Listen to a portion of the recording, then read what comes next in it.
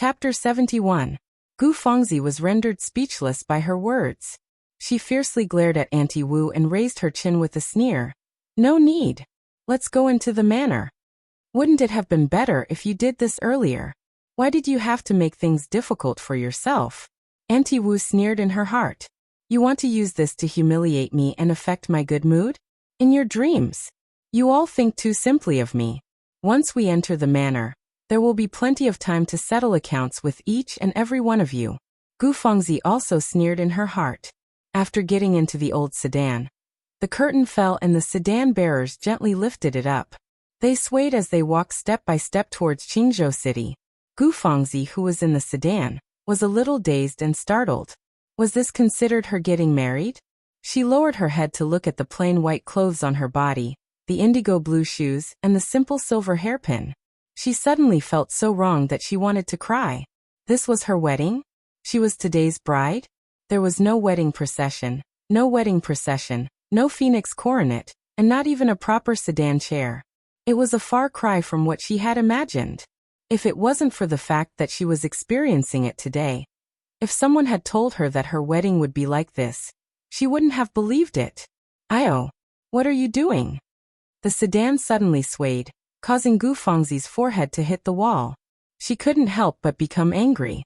Young miss, it's just that a carriage rushed over. Luckily we avoided it. Are you all right? Lan Xiang hurriedly said. I'm fine. Let's go. Gu Fangzi said sullenly. She really hit the nail on the head. Gently rubbing her aching forehead, Gu Fangzi suddenly felt a heart-wrenching depression and desolation. Tears streamed down her face without warning. The sedan entered through the side gate and was directly carried into Peony Park. The entire journey was peaceful, without a single ripple. It was as if whether the sedan came in or not, or who came in, had nothing to do with the people in the manor. Gu Fangzi's heart sank even more. Miss Biao, we're here. Please get off the sedan chair. The sedan chair finally stopped. Auntie Wu cleared her throat and said. When the sedan stopped, Lan Xiang hurriedly lifted the curtain and helped Gu Fangzi down from the sedan. Naturally, there wasn't any festive color in his eyes. On the contrary, it was much colder and more desolate than before. After a moment of absent-mindedness, Gu Fangzi suddenly realized what was wrong. The 2 rows of sandalwood-framed 6-sided lanterns with tassels that were originally hanging under the porch were all gone. The various colorful potted flowers in the courtyard and on the porch under the stairs were all gone as well. In its place were yellow and white chrysanthemums. No wonder this courtyard made people feel uncomfortable.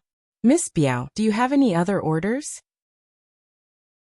If not, then the old slave and the others will leave first, Aunt Wu said while rubbing her hands. There's nothing else. You guys can go. Gu Fangzi waved her hand. At this moment, she was filled with anxiety. She desperately wanted to see what the house was like and whether it had been altered by someone. How could he be in the mood to talk to Auntie Wu? Before she finished speaking, she had already hurriedly walked forward. Then we servants will take our leave. Aunt Wu and the others were very disappointed. In any case, this was a happy occasion, wasn't it? Everyone had worked hard for a day, but they didn't get a single reward. If it was any other day, Gu Fangzi would have thought about it. But now, how could she care about it? When she entered the house and saw the snowy interior, she was so angry that her vision turned black, and she almost fainted. The exquisitely embroidered curtains were gone. The Sioux-embroidered tablecloths, chairs, and curtains were gone. The flower hairpin painting of the maids hanging on the wall was gone. All kinds of exquisite and beautiful porcelain, jade, gold, and silver ornaments were all gone. The bed was still there, but the curtains had been changed to a plain green one. All the bedding and bedding had been changed to a plain color. The rouge and face powder were also gone without a trace. Preposterous. Preposterous. Gu Fangzi was so angry that she couldn't speak. She suddenly opened the wardrobe. The brightly colored clothes were gone, leaving only a few plain clothes that she rarely wore. A surge of blood rushed to her head, and Gu Fangzi almost fell. Sangwan, you slut. You dared to touch my things. You took advantage of my absence to do such a despicable and shameless thing. I will teach you a lesson. Gu Fangzi was unable to restrain her anger.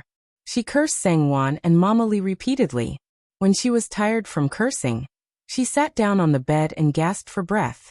She only calmed down after a while. The sky was already dark. Lan Xiang saw that she had finally stopped and carefully came in to light the lamp. Why is it only you? Where are the others? Where the hell did they all go? Gu Fengzi's brows furrowed and she was angry again. Lan Xiang hurriedly said, "Everyone is here. Xiao Chun, Xiao Xia, old Madame Zhang, and old Madame Xiaozhang are still working in our courtyard. This servant saw that there was nothing else and let them go. Young miss, the kitchen has already sent the food. Do you want to eat now?" Gu Fengzi sneered. "So you still left people for me. I thought that you would take the opportunity to send everyone in my courtyard away." After thinking for a while, she looked up and asked, "Where is eldest cousin? Why didn't he come to accompany me?" Lan Xiang's expression changed slightly. She lowered her head and said softly, This servant doesn't know. Even if she was beaten to death, she wouldn't dare to say that eldest young master had already come by. However, he left after hearing your cursing. Go invite him." Gu Fengzi couldn't help but become angry again. She stomped her feet and said, "Quickly go invite him. He can't not come to see me today. He can't not come. Young miss, you should eat first." Lan Xiang didn't dare to go. She braced herself and said with a smile, "You must be tired after a day of work, isn't it?" Facing Gu Fengzi's cold glare, Lan Xiang automatically stopped the second half of her sentence and quickly smiled. "This servant will go now. Quickly go. Just tell him that I'm waiting for him to eat." Gu Fengzi nodded. Seeing Lan Xiang go to invite Shi Fengjiu, Gu Fengzi's mood turned around. She let out a long sigh and smiled coldly, muttering, "Are you looking down on me? Why don't you see if you're qualified? I can't teach you a lesson, but I wonder if eldest cousin can ask you. Young mistress, sure." Gu Fengzi sat in front of the dressing mirror. She wanted to put on some powder to dress herself up, but to her surprise, she did not have any. She cursed under her breath and could only tidy up her hair. Just as she was about to ask someone to fetch some water to wash her face, she stopped herself from doing so. Instead, she loosened up her hair to make herself look even more pitiful. "That's good too. I'll just leave it like that. When eldest cousin sees me, he will help me." Gu Fengzi sneered and secretly thought about how to phrase her words when Shi Fengjiu arrived. Unexpectedly, Lan Xiang did not manage to invite Shi Fengjiu over. Young master said that young mistress is tired from the journey and should rest first. He will come to visit young mistress in 2 days. He also said that if young mistress needs anything, you can go to Ning Garden to inform young mistress. Young mistress will take care of it. Lan Xiang twisted her fingers uneasily and her voice became softer and softer. The oppressive aura was already pressing down on her. Gu Fengzi's face was frighteningly pale, and her eyes were about to pop out. Her ferocious expression, coupled with her white robes and the snowy house, made her look even more terrifying. "What did you say?" Gu Fengzi gritted her teeth and asked word by word. "Young mistress." Lan Xiang subconsciously took 2 steps back and shrank her shoulders, not daring to make a sound. "You go again." The consecutive disagreements had made Gu Fengzi lose her rationality. She angrily pointed at the door and shouted, "Go invite eldest cousin again. Tell him that if he doesn't come, tell him that I won't eat if he doesn't come." Lan Xiang couldn't help but be moved. She quickly glanced at Gu Fengzi and was speechless. She thought to herself, "Young mistress, even this servant can see that the situation is not right. Why are you still using the same trick as before?" Lan Xiang didn't dare to say it in front of Gu Fengzi. She braced herself and agreed before turning around and leaving. Gu Fengzi smiled complacently. She was planning to settle the score with him when he came. Unexpectedly, Lan Xiang was the only one who came back. Gu Fengzi felt that it was inconceivable. How could it be? He wouldn't be like this in the past. This trick had never failed before. Gu Fengzi widened her eyes in disbelief. Lan Xiang braced herself and whispered, "Young master said that if young mistress doesn't have an appetite, then you should rest. Young mistress must be exhausted today. You can eat when you have an appetite." "He really said that? You really went to see him? You didn't lie to me?" Gu Fengzi stared at Lan Xiang. Lan Xiang's heart turned cold. She smiled bitterly. Young mistress, you don't even believe this servant. This servant doesn't dare to lie to young mistress. Young master really said that. Gu Fengzi's heart sank to the bottom of the valley. She shivered. He had a change of heart. He really had a change of heart. She had been worried about this for the past few days. Unexpectedly, her nightmare came true. Gu Fengzi couldn't help but grit her teeth. Fortunately, she entered this door today. Otherwise, she wouldn't know if she would have another chance. She raised her head and looked at everything in the room. It was plain, but all the furniture, utensils, mattresses, and curtains were all of good quality. It was much better than the Gu family's broken courtyard. Based on this, she didn't regret entering this door today. The future is long. Gu Fengzi secretly told herself. Go to the study again.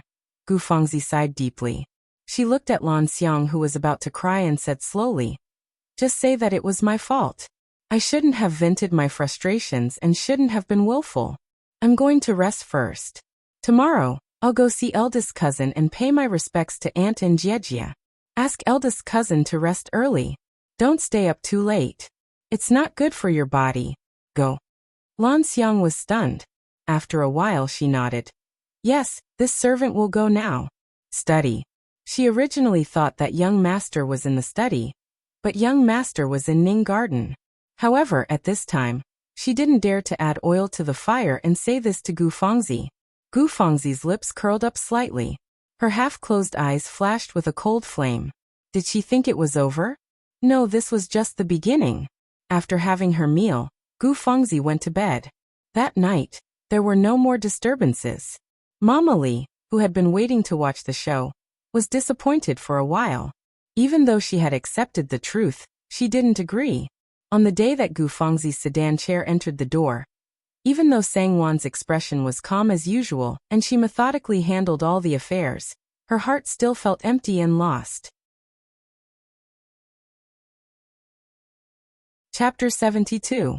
She originally thought that even if Shi Fengju didn't go to Peony Park to rest tonight, he would still accompany Gu Fengzi for dinner, and then rest in the study. Unexpectedly, when it was close to dinner, Shi Fengju sent someone to tell Sangwon to wait for him to eat. Sangwon widened her eyes in surprise, thinking that she had misheard. Xingji, Luya, Hong Yi, and the others were delighted. Mama Li was beaming with joy as she said, Young mistress, old slave will tell the kitchen to prepare. They will prepare a few good dishes for you and young master. Sangwon didn't know what to say, but she couldn't refuse, so she nodded slightly with a smile. Young mistress, this shows that no one can surpass you in young master's heart. This is great, let the servants take a look. Let's see who still dares to think that they've climbed up that branch. Don't blame old slave for talking too much. Tonight you have to take the initiative. Mama Li couldn't help but go forward and speak in a low voice. I know, Mama. Sangwon smiled. However, in her heart she thought, no one can surpass me? If I'm really that important to him, Gu Fengzi wouldn't have entered at this time. Mama Li didn't know that her words to Sangwon had pointed out most of Shi Fengju's goals. Shi Fengju was thinking that once Gu Fengzi entered the door, the servants below couldn't help but look down on Sangwon, gossip behind her back, and secretly make trouble for her. Therefore, he wanted to express his attitude. He wanted to let everyone think before they wanted to humiliate young mistress. This was for the peace of the residents and to prevent a rebellion. Shi Fengju used this reason to convince himself. As for whether he truly thought this way, he didn't want to think about it. After the two of them had dinner together, they sat down in the warm room to drink tea. Sangwon saw that Shi Fengju had no intention of leaving, and couldn't help but feel a little puzzled. When the maidservants weren't around, she finally couldn't help but ask, Eldest young master, don't you need to go see your sister? Younger sister? Shi Fengju was stunned for a moment, and then he realized who she was talking about. His brows furrowed subconsciously. I went to see her before dinner. She must be tired today, so I won't go over. Oh. Sangwon replied faintly. So that's how it was. You're really considerate and caring. Shi Fengju couldn't help but feel a little depressed. He clearly didn't want to say this, but he didn't know why the words came out of his mouth. Shi Fengju noticed that although Sangwon's expression remained the same, her tone had become slightly colder. Subconsciously, he wanted to explain himself, but he didn't know where to start. Why are you calling her younger sister? Shi Fengju asked. What? Sangwon was stunned. She said with a hint of mockery, Mother ordered me to do this before you came back. Now that you're back, isn't it true? Shi Fengju was speechless for a moment. When he met Sangwon's meaningful gaze, he felt even more guilty. He understood what she meant. She couldn't disobey her mother's orders, but at that time, she still had a glimmer of hope in her heart, and that was him. She thought that he would abide by their agreement. She thought that when he came back, he would change everything. Indeed, he had rushed back in a hurry on the way back. He really did think so. He wanted to come back and stop this from happening. A merchant's honor was the most important thing. No matter who it was, he was used to keeping his promises. However, no one would have thought that his cousin's father would pass away. In the face of her tearful cries and complaints, he couldn't refuse at all. Thus, things became like this. Shi Fengju's lips moved. He really wanted to say sorry, but he had already said this several times. Sangwon didn't buy it. Even if he said it again, it would be useless. He pretended to be stupid. He coughed and said with a smile, How about the travel book I brought back? Do you like it? Oh, you want to change the topic? I don't care about your cousin. And it's very good. Thank you for your consideration. Sangwon nodded. It's good that you like it. Shi Fengju's eyes lit up. It's the most popular travel book in the capital now. Once it was released, it was sold out. I had to ask someone to help me get this set. It must be very expensive, right? Thank you for spending so much money. Sangwon raised her head and said with a smile. Shi Fengju saw that she was so polite and distant to him.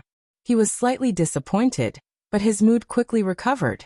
He said, It's what I should do. You don't need to mind. I brought back a lot of things this time. I'm not free these days, so they're all in the study room. Tomorrow, I'll have someone move them over. You can organize them and distribute them to each courtyard. Okay. Sangwon nodded. Shi Fengju saw that she was still distant to him. No matter how much enthusiasm he had, it was shattered by her. The conversation continued for a few more sentences. Shi Fengju finally left in defeat. He stood up and said, You should rest early. I'll go to the study room tonight. I'll be back tomorrow night. After thinking for a bit, he added, Fangzi is my mother's niece. Even if I don't care about her, I still have to care about my mother's face. Sangwon was slightly startled. Was he explaining to her? Did she hear wrong? Wasn't Gu Fangzi the person he cared about the most? How could it be? When she came back to her senses, Shi Fengju's figure had already disappeared. Sangwon lowered her head and carefully digested his words. The corners of her lips unconsciously rose, and a strange feeling slowly flowed in her heart. She couldn't tell what kind of feeling it was. It was slightly sour with a hint of sweetness, and a bit of melancholy. She didn't want to think about whether he had said those words on impulse, or after careful consideration. She couldn't guess and she couldn't prove anything. After leaving Ning Garden, Shi Fengju looked back at the brightly lit room. He bitterly smiled and silently sighed. He turned back and softly called out, Wanyang, Wanyang. Then he slowly walked towards the study room with his hands behind his back. Cousin Gu Fangzi. He had finally seen her true colors.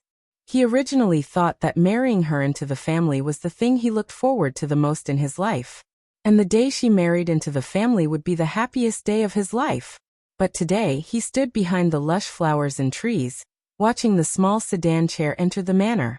His heart was calm without a single ripple, as if this matter had nothing to do with him. He even faintly wondered if he had made a mistake by marrying her into the family. When he appeared in Peony Park, he was right behind her. He quietly watched as she fiercely cursed and cursed without end. At that moment, there was only one word in his heart. Preposterous. He never thought that she would have such a face. In a place where he couldn't see, she was clearly a shrew comparable to a scoundrel in the marketplace. Shi Fengju couldn't help but shiver. This was the woman he had liked for so many years. How could he like this kind of woman? Thinking back to their interactions in the past, he even began to wonder what kind of feelings he had for her. Shi Fengju was also a bit at a loss. He only felt that his heart was empty. Some things weren't like what he imagined. He wanted to see clearly, but it was like looking at flowers in a fog, always separated by a layer. He didn't have Lan Xiang report, but chose to silently turn around and leave. The moment he turned around, the filthy words behind him gradually disappeared. Another figure subconsciously appeared in his mind. For a moment, all kinds of impressions and memories came to him. Some were smiling like a flower, some were shy and timid, some were angry with a thin face, some were gentle and reserved, some were elegant and dignified, and some were sad and sorrowful, helpless and in pain. All of these figures were her, Sang Niang. At this moment, he was shocked to realize that unknowingly, she had filled every corner of his heart. Whenever he thought of her, his heart would unconsciously soften. He couldn't help but start to pay attention to her. Only then did he realize that every move, every frown, every smile, and every look in her eyes attracted him so much. In just a short meal and a short chat, Shi Fengju was even more certain of a fact. She had already entered his heart without him noticing. If you want something, fight for it and pursue it. This was the spirit of the Shi family. It was also the truth that Shi Fengju had always believed in since he was a businessman. Of course, it wasn't just for business. It could be used in other places as well. He was never a person who was willing to force himself. Just like how he couldn't persuade his mother no matter how hard he tried.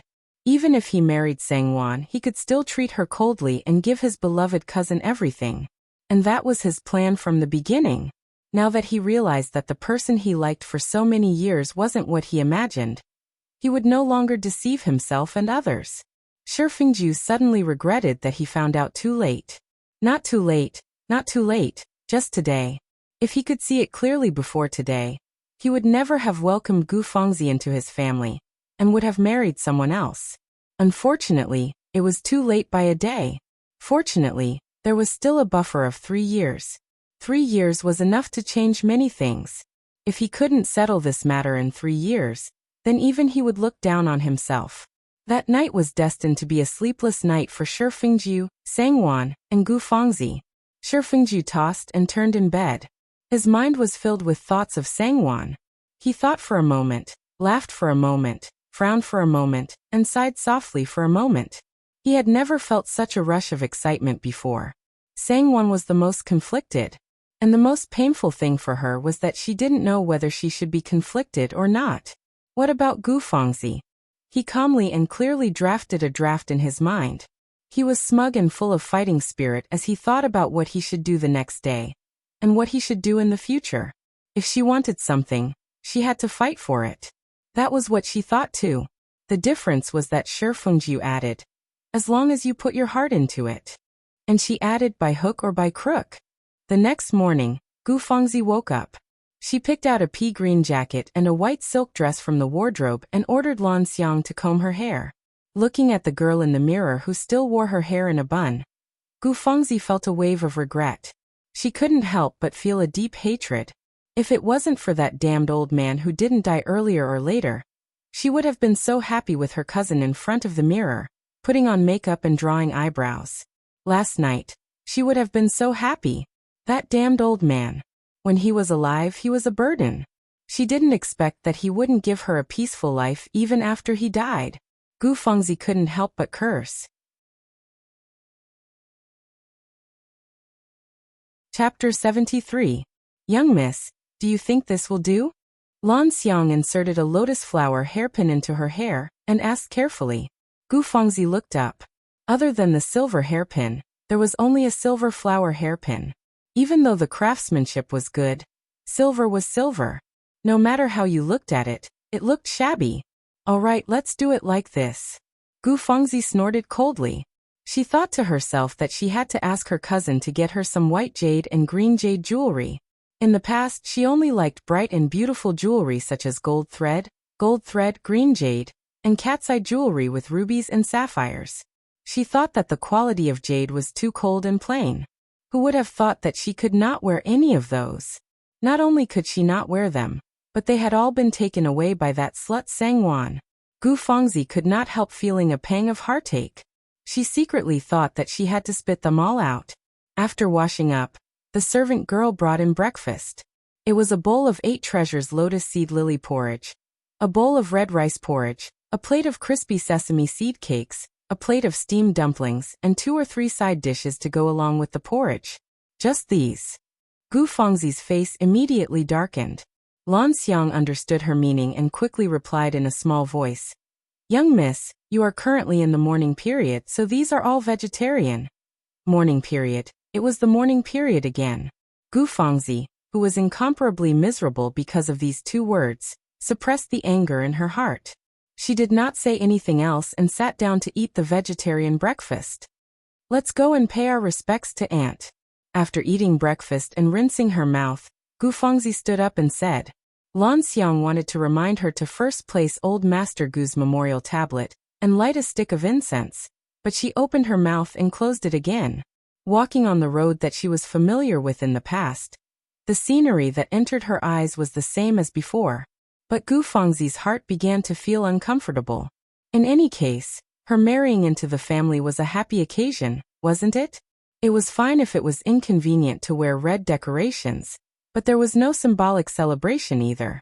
Even the lanterns hanging in the corridor and the potted flowers under the steps did not show any signs of being carefully rearranged. Was she really not worth mentioning? Sangwon. Gu Fangzi secretly gritted her teeth. She hated Sangwon even more, but she automatically ignored Mama Li. At this time, Wang had just woken up as usual.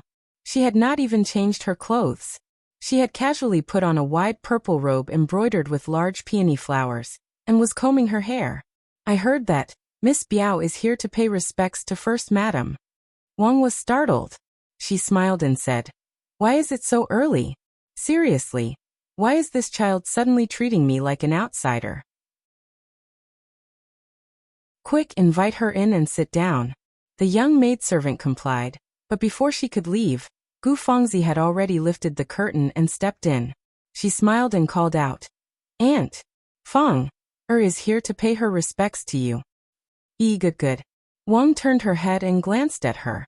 She was dressed in plain clothes, and the hairpin in her hair was also very plain. She looked more elegant than usual, which made people feel sorry for her. Thinking of her parents' death and her loneliness, Wang's heart softened. She smiled tenderly and said, Did you rest well yesterday? Why are you up so early? Go sit outside. Aunt will be done in a while.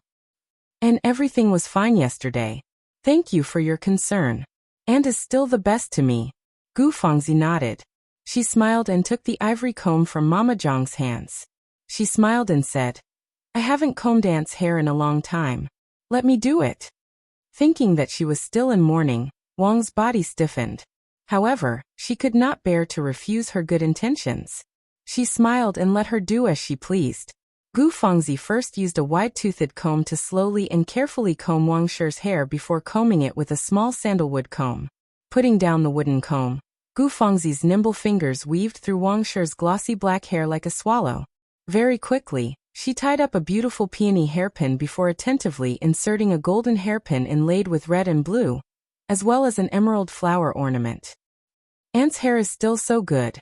It's black, shiny, smooth and soft like satin. Gu Fangzi praised with a smile. Wang looked at herself in the mirror, and was very satisfied with Gu Fangzi's skills. She held her hand and smiled. Haha, Aunt's hair is starting to turn white. It's not as good as you say. On the other hand, your craftsmanship is much better than before. You combed it quickly and well. It's to my liking. Gu Fangzi helped Wang up and said with a smile, If Aunt likes it, I'll comb Aunt's hair every day, okay? This. Wang gently patted her hand and said with a smile, You still have to mourn. How can you be so tired from running around every day? She sighed. Good child, you've suffered. All the grievances she had suffered the day before welled up in her heart. Gu Fangzi's eyes felt warm and unknowingly turned red. She intimately held onto Wang's arm and gently snuggled up to her. She whispered like a spoiled child, With Aunt taking care of me, I don't suffer at all. Really. As long as Aunt is here, Feng will be at ease and happy. Wang felt both pity and love for her. Thinking about how she was raised by her when she was so young, and how she was no different from her own daughter, her pity deepened. She reached out and gently hugged her and said with a smile, "Silly girl, don't talk nonsense. Don't worry, we're a real family from now on. Aunt won't let you suffer." Gu Fangzi smiled and said coquettishly, "I know that Aunt Wang loves me the most and treats me the best."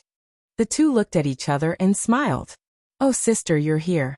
Gu Fangzi's eyes glanced and saw Sangwon standing at the door, not knowing whether to enter or leave. She cried out in surprise and hurriedly let go of Wang's arm. She collected herself and took 2 steps back, standing obediently at the side. Sangwon could only smile and say in as she stepped in. Seeing that Wang had already sat down, she went forward to greet her. She reminded herself not to think about what she just saw. Don't think about it. And let's sit down and talk. Wang smiled and nodded. "Fangzi, you sit down too." Wang smiled and said to Gu Fangzi, who was standing behind her. Gu Fangzi did not move, but looked at Sangwon inquisitively. Sangwon caught a glimpse from the corner of her eyes, and couldn't help but be angry. What was she trying to do in front of mother-in-law? Sangwon pretended not to see and lowered her head to sip her tea, admiring the blue and white porcelain teacup in her hand. "Fangzi, what's wrong?" As expected, Wang was unhappy. Following Gu Fangzi's gaze, she looked at Sangwon. Seeing that Sangwon did not notice Gu Fangzi's expression, she relaxed and smiled. "Hurry and sit down." "Yes, aunt." Gu Fangzi smiled and sat down. Sangwon secretly sneered. If she had met Gu Fangzi's gaze just now, or even worse if she had said, "Mother told you to sit, then sit," then it would have been obvious that she was bullying her. How could mother-in-law not be angry? Mother-in-law would even think that if she was like this in front of her, what would happen behind her back? Sangwon believed that even if her mother-in-law did not think this way, Gu Fangzi would have a way to make her think this way. After chatting for a while, Wang smiled and let Sangwon go. Sangwon did not want to stay any longer to see the mother-in-law and daughter-in-law relationship, so she got up and left with a smile. Gu Fangzi hurriedly took 2 steps forward and wanted to hold Sangwon's arm. "Sister, let me see you out." Sangwon coldly said, "You are not the owner here. What right do you have to say the word see you out?" "No need." Sangwon calmly raised her hand to signal Luya to help her up. She smiled at Gu Fangzi and said, "Mother hasn't seen you for a long time. I think she has a lot to say to you. Why don't you stay and chat with mother?" "That's right, Fangzi, let Wanyang go. You stay and chat with me." Wang also smiled. "Okay, aunt, as long as you like, Fang, or can accompany you every day." With her back facing Wang, Gu Fangzi coldly raised her eyebrows at Sangwon. Wang could not see Gu Fangzi's expression, but she could see Sangwon's. Sangwon's expression did not change, and her eyes were still calm. She smiled and said softly, "That's right, incense, candles, paper money, and all kinds of offerings have been prepared. In a moment, I will have someone send them to Peony Park. In the future, if younger sister needs anything, you can directly tell Mama Lee. She is experienced in handling matters, so she will not delay younger sister's matters. In other words, you're still in mourning. Don't forget about your biological father by sucking up to your auntie." Sangwon quickly glanced over and saw Wang's gaze converge. "Okay, many thanks for older sister's concern. Later, I will personally go to Ning Garden to thank older sister." Gu Fangzi paused and glared fiercely at Sangwon. "Younger sister, there's no need to be so polite." Sangwon smiled generously and bowed slightly to Wang. "Mother, Wanyang will take her leave first." "Okay, go." Wang nodded. "Fangzi, ah." As Gu Fangzi expected, Wang smiled at her and said, "Aunt doesn't need you to serve me here. Quickly return to Peony Park. After all, he is your biological father. The dead should be respected, so let bygones be bygones. Don't mention it again." Gu Fangzi hated Sangwon to the core, but she obediently nodded to Wang. "And Fang, or will return now." "Aunt Wang, you've always been benevolent to think this way. Fangzi has learned. Listen to Aunt Wang's words." "I knew Fangzi is the most sensible." Wang smiled happily. Gu Fangzi smiled and bid her farewell. "Oh right, Aunt Wang, Fang, or wants to visit big cousin." Feng hasn't seen big cousin for a long time. I wonder if he's doing well. And? Wang raised her eyebrows in surprise and asked, why didn't you see him yesterday? He didn't go to Peony Park to visit you? No, Gu Fengzi shook her head, but there was no dissatisfaction on her face. Instead, she smiled understandingly and said, big cousin must be too busy. After all, our Shi family's huge business depends on him. Moreover, Fengzi was quite tired after a long day of traveling, so big cousin must be sympathizing with Feng. Outrageous, Wang said in her heart.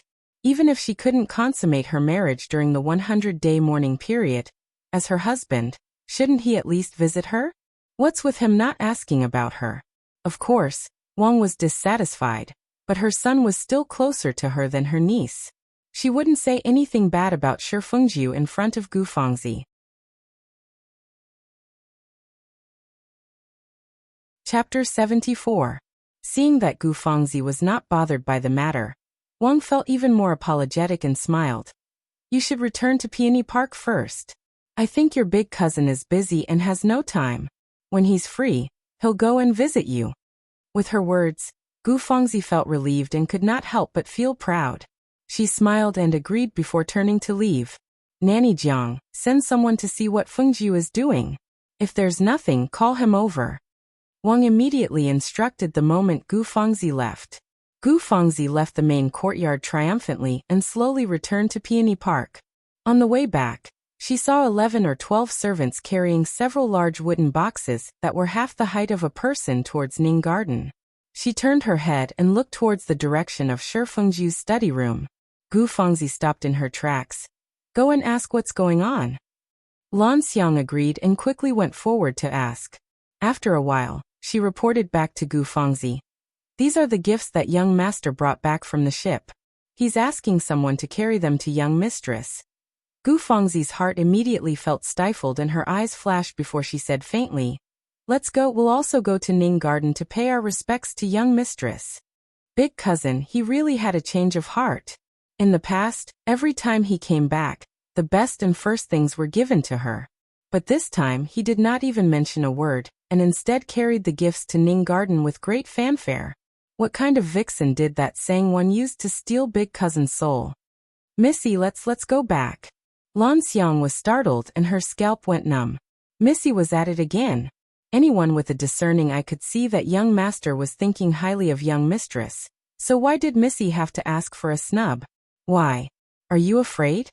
Gu Fengzi snorted coldly. No. Lan Xiang shrunk her neck. Newbie just feels that it's not too good. Shut up. You have no right to speak. Gu Fengzi sneered. Not too good? I don't think so. Even if she doesn't recognize me as her younger sister, I still have to call her elder sister. Calling her big sister was letting her off too easily. When Gu Fengzi arrived, the maidservants had already handed over all the wooden chests and put them down. They received their rewards one by one, kowtowed to express their gratitude, and left with smiles on their faces. The 5 or 6 large wooden chests were particularly conspicuous in the side hall. Elder sister. Gu Fengzi didn't wait for someone to announce her arrival. She flung her handkerchief and walked in with a smile. Younger sister is here to greet elder sister. Sister, you're here? Have a seat. Sang-won smiled and ordered the servants to serve tea. Gu Fengzi laughed and said, I haven't even offered elder sister tea, but I've already drunk elder sister's good tea. Little sister really feels bad about it. Luya, Hongya, and the others couldn't help but frown. Mama Li smiled and said, the old slave said that Miss Biao always does things cleanly. Sometimes he was a little too quick. It's still early now, so Miss Biao doesn't need to come greet young mistress now. It won't be too late to come 3 years later. The old slave thinks that it's better for Miss Biao to stay in Peony Park and observe mourning. That way, old Master Gu won't be happy in heaven and blame Miss Biao for not observing mourning for him. Gu Fengzi's expression immediately turned cold. She smiled at Sang-won and said, I thought that elder sister was in charge of Ning Garden now, but it turns out that it's not. Mama Li, you're really a worrier. Aren't you afraid that outsiders will say that you don't want to give up your power? You really don't treat yourself as an outsider. Hee, fortunately Mama doesn't have a daughter. Otherwise, if a daughter inherits her mother's business, Ning Garden will never be in elder sister's hands. Oh, look at my memory, I said the wrong thing again. How come Mama doesn't have a daughter? Even if you don't have a daughter, you still have a daughter. She chuckled as she said this. Mama Li was furious. What do you mean? Gu Fengzi sneered. It seems that what I said was right. Ning Garden is indeed Mama's world. Mama can do whatever she wants. Who dares to say anything against her? Which family's servant dares to interrupt when their mistress is speaking? And which family's servant dares to say you mimi to their mistress? Oh, I said the wrong thing again. Mama, you've worked hard and have contributed greatly to the household. Even in front of old mistress, you still have some face. How can you say that you're a servant? Gu Fengzi did not care about Mama Li's pale face and trembling lips. She continued to speak pitifully. Mama, Fengzi is still young and doesn't know how to speak. Fengzi doesn't know how to please you. Please don't blame Fengzi. If you complain to old mistress, Fengzi won't be able to bear the consequences. Fengzi will apologize to you. After that, she stood up and bowed slightly towards Mama Li. Mama Li was so angry that her hands and feet were trembling, and she could not speak. In her heart, there was only one sentence. I can't stay in this place anymore. I can't stay in this place anymore. Everyone was silent as they looked at each other. There was a strange atmosphere in the air. Old slave, old slave. Mama Li's face was frighteningly pale. There was an indescribable hurt, embarrassment, and pain on her face. She did not expect that there would be people who would think of her and say such things about her. Could it be that she was really wrong? She only treated young master as her mistress and her mistress. She wanted him well and his family well, that was all. Her child, her husband, and her family were all gone. All her efforts were placed on young master. He was her spiritual sustenance and support. She gave her all, but in the eyes of others, she became arrogant and despotic. She became someone who did not distinguish between status and inferiority. Younger sister, what are you saying? Sangwon stood up and held tightly onto Nanny Li's hand. With a sullen face, she raised her eyebrows and said coldly, It's my fortune to have Nanny's guidance. If not for Nanny, Ning Garden would have long been in a foul state. Nanny is a mistress in Ning Garden, not a servant. If younger sister has any objections, you can go and reason with old mistress and young master. To say such things in front of me, I wonder if you're teaching Nanny or teaching me. Young mistress. Mama Li's eyes turned red and she choked with sobs. Gu Fengzi suddenly stood up. Her lips curled into a mocking smile as she met Sangwon's gaze without fear. You're treating her like a bodhisattva, aren't you just trying to kill someone with a borrowed knife? In your heart, she's just a barely useful knife that hasn't gone senile. When this knife becomes rusty and useless one day, I'm afraid the person who wants her to leave the most is you. Gu Fengzi's words shocked everyone. Everyone was stunned and some people couldn't help thinking. Could it be that it's true? Thinking about it carefully, Mama Li had indeed done many things for young mistress after she returned. There were many things that were inconvenient for young mistress to do and many things that were inconvenient for her to say. All of them were done by Mama Li. Mama Li's expression also changed slightly, and her heart was in a mess. Younger sister, even if you want to sow discord, you shouldn't say such harsh words. Younger sister, what you want to think is your own business and no one can change it. Younger sister, don't judge others with your own heart, and think that everyone is the same as me. Nanny has lived in the Shi family for decades, and has eaten more salt than we have rice. She probably doesn't need others to tell her how to do things, right? She only does what she wants to do and what she thinks should be done. Why does it sound so different in younger sister's mouth? Younger sister, you think too highly of older sister and underestimate Nanny. There is only one reason why I respect Nanny, and that is because Nanny is my husband's wet nurse. In Ning Garden, there will always be a place for Nanny. Young mistress. Mama Li was so moved that she was in a complete mess. She was even more ashamed of herself for being unconsciously provoked by Gu Fengzi. She couldn't help but want to kneel down in front of Sangwon. With young mistress's words, old slave will have no regrets even if her bones are crushed for young mistress. Nanny, quickly get up. Sangwon hurriedly helped Nanny Lee up and said softly, Nanny, don't take the gossip to heart. Think more about young master and Wan Yang. Yes, young mistress is right. Mama Lee's spirits were lifted and she nodded repeatedly. Her complexion also improved a lot. That's right. As long as the young master that she had painstakingly raised didn't have any objections. What else could other people say? Wasn't it just irrelevant? Why should she care? Gu Fengzi was angered by Sangwon's my husband, and she sneered. Sangwon, good move. I really underestimated you. You really have a way to win people's hearts. There is a saying that good advice is unpleasant to the ears. Some people are not willing to listen, and they will only know if I, Gu Fengzi, am right when they suffer losses in the future. Each and every one of you. Gu Fengzi pointed at Luya and the rest and shouted coldly. Open your eyes wide and look carefully. See if my words are right or wrong. She then sneered at Sangwon. What do you mean by my husband? You don't deserve to be called that. Who in the entire estate doesn't know that eldest cousin was forced to marry you? Otherwise he wouldn't have delayed the wedding time and time again. You really think you are the Shi family's young mistress? Are you worthy? Fengzi. Shi Fengju suddenly strode in from the outside. His cold face was full of anger, and his sharp eyes stared coldly at Gu Fengzi's face. Gu Fengzi was taken aback and her face turned sallow. After a while she mumbled, Big cousin, since things have come to this, there is no need for big cousin to hide it from big sister. Why don't you just tell her everything? It will be good for both of us. Big cousin, you don't have to endure so much. After a moment of blankness, Gu Fengzi's mind turned and she immediately changed her tone. That's enough. Shi Fengju was furious. His matters were not for others to decide. You get out. Big cousin. Get out. Shi Fengju's face was frosty. Gu Fengzi's tears rolled down her cheeks. She turned around and ran out crying. Lan Xiang called out, Young mistress, and quickly followed. Sangwon felt very embarrassed. She stood there in a daze, and her mind was buzzing. Gu Fengzi was right. This was a fact that everyone in the household knew, and no one dared to say in front of her.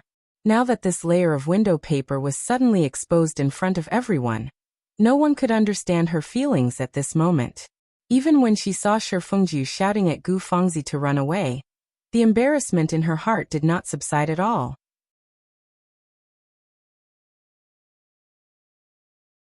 Chapter 75. Shi Fengju looked at the pale and trembling Sangwon who was trying her best to endure the pain. Thinking of what Gu Fengzi had just said, his heart ached and he had the urge to pull her into his embrace to comfort her. However, he could clearly see the hurt and coldness in her eyes, and that made him stop in his tracks. He knew that she knew that what Gu Fengzi had said was true. Although he wanted to tell her that was in the past, it was not like this now, because he had found someone who was truly worthy of his love and care, and that person was her. He also knew that she would not believe it, because even he himself did not believe it. Eldest young master. Mama Lee looked at Sangwon's face and couldn't bear it. In the silence, she finally couldn't help but speak up. Nanny, I know. Shi Fengju gently interrupted her words and nodded at her to reassure her. Nanny, you all can leave first. I have something to say to Wan Yang. All right, then the old slave will leave first. Mama Lee nodded and looked at Sangwon worriedly. The maidservants bowed their heads and clenched their fists as they silently walked out. Only Luya remembered that Sangwon had told her that she and Shi Fengju were fake husband and wife. She bit her lip and suppressed the anger in her heart. Then she asked Mama Lee to drag her out. Shi Fengju didn't know what to say, but Sangwon's soft voice sounded from the side. Actually, everyone knows about this, so it's not a big deal to say it out loud. However, if someone deliberately makes things difficult for you in the future, eldest young master, don't forget to say a few words for Wan Yang. Wan Yang doesn't want to be bullied by others. Shi Fengju unconsciously looked up in surprise. The woman in front of him looked as calm and gentle as ever. The paleness and injury just now seemed to be an illusion. Shi Fengju, on the other hand, felt even more heartache. That won't happen, Shi Fengju said gently. Sangwon, you're the young mistress of the household. Only you have the right to teach others a lesson. If anyone is rude to you, Just deal with them according to the rules. I'm here. I'm relieved to hear that, Sangwon said, nodding gently. Shifengju was happy. Wanyang, you are not angry anymore? Sangwon was stunned and said with a smile. What is there to be angry about? You're thinking too much. I don't want your mother to teach me a lesson again, Sang said. That's good, that's good. Shifengju was happy and said, don't worry, let's pretend that it didn't happen.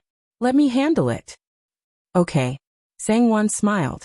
Shifengju suddenly didn't know what to say. His original apprehension suddenly disappeared. He should be happy that she wasn't angry, but when he saw that she didn't care at all, he felt depressed. I'll go out first, you. Shifengju looked at her, wanting to say something, but hesitated.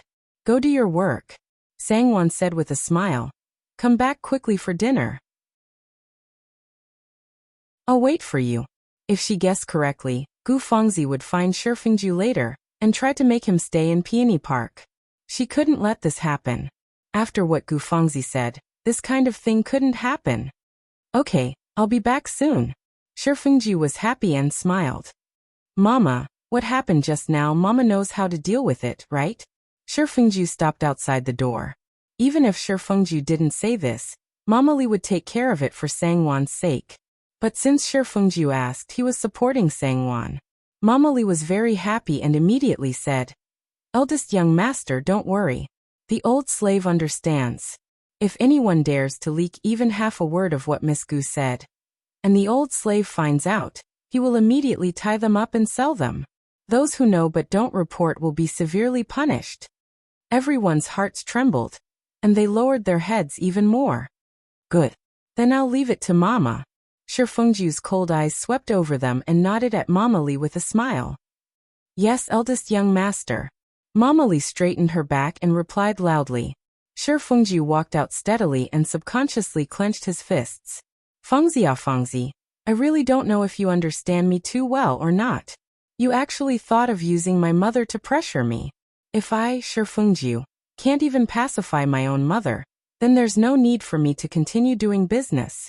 Thinking of the interrogation he had just received in front of his mother, he played it down and explained that he had gone to Peony Park yesterday.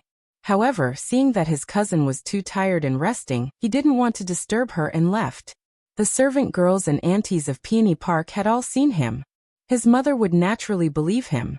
Moreover, what he said was the truth. However, he still felt extremely uncomfortable. Therefore, after leaving his mother, he went to Peony Park. He wanted to see what his cousin had in store for him. But he didn't expect to find out that she went to Ning Garden. When he arrived at Ning Garden, it was precisely when she scolded Wanyang. At that instant, the last bit of image he had of this woman in his heart collapsed, shattered, and was completely and utterly destroyed.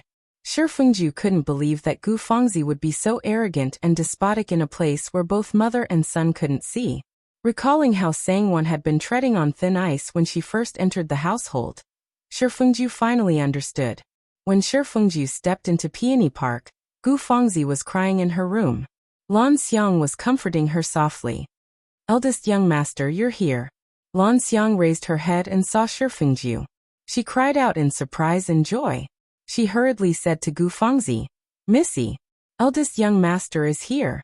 Eldest young master is here to see you. Gu Fangzi's uneasy heart relaxed, and she immediately wanted a yard after getting an inch. She turned her back to Shifengju and coldly snorted as she sobbed.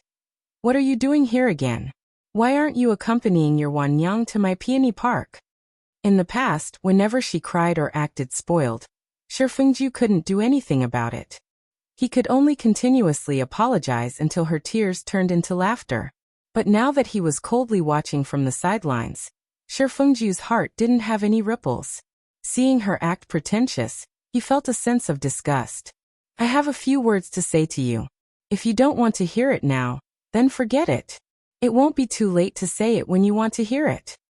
Shifengju stood 2 to 3 meters away from her and didn't move forward. His tone was unprecedentedly cold and straightforward. Gu Fangzi's shoulders, which were trembling from her sobs, stiffened. Her first thought was, Sangwon, it must be Sangwon who complained.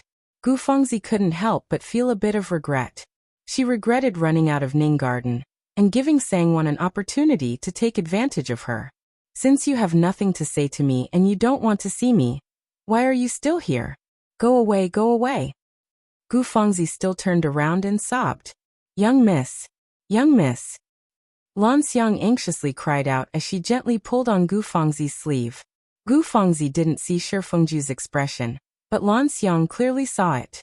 Shi Fengju couldn't help but hold his forehead. What kind of situation was this? She was still putting on airs. He suddenly felt that they weren't from the same world. If he wanted to communicate, it would be too difficult.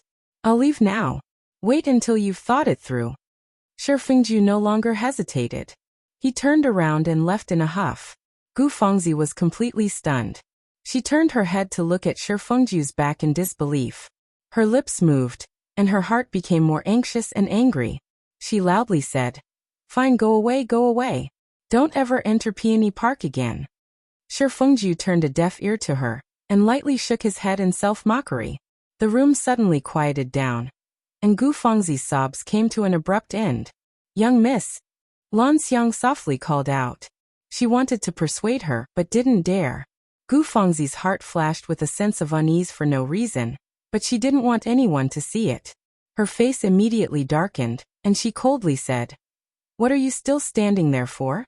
Quickly get some water. I want to wash my face." "Yes, young miss." Lan Xiang hurriedly lowered her head and left. Gu Fengzi washed her face and hands as if nothing had happened, then sat down and drank tea as if nothing had happened. Her eyes occasionally glanced at the door.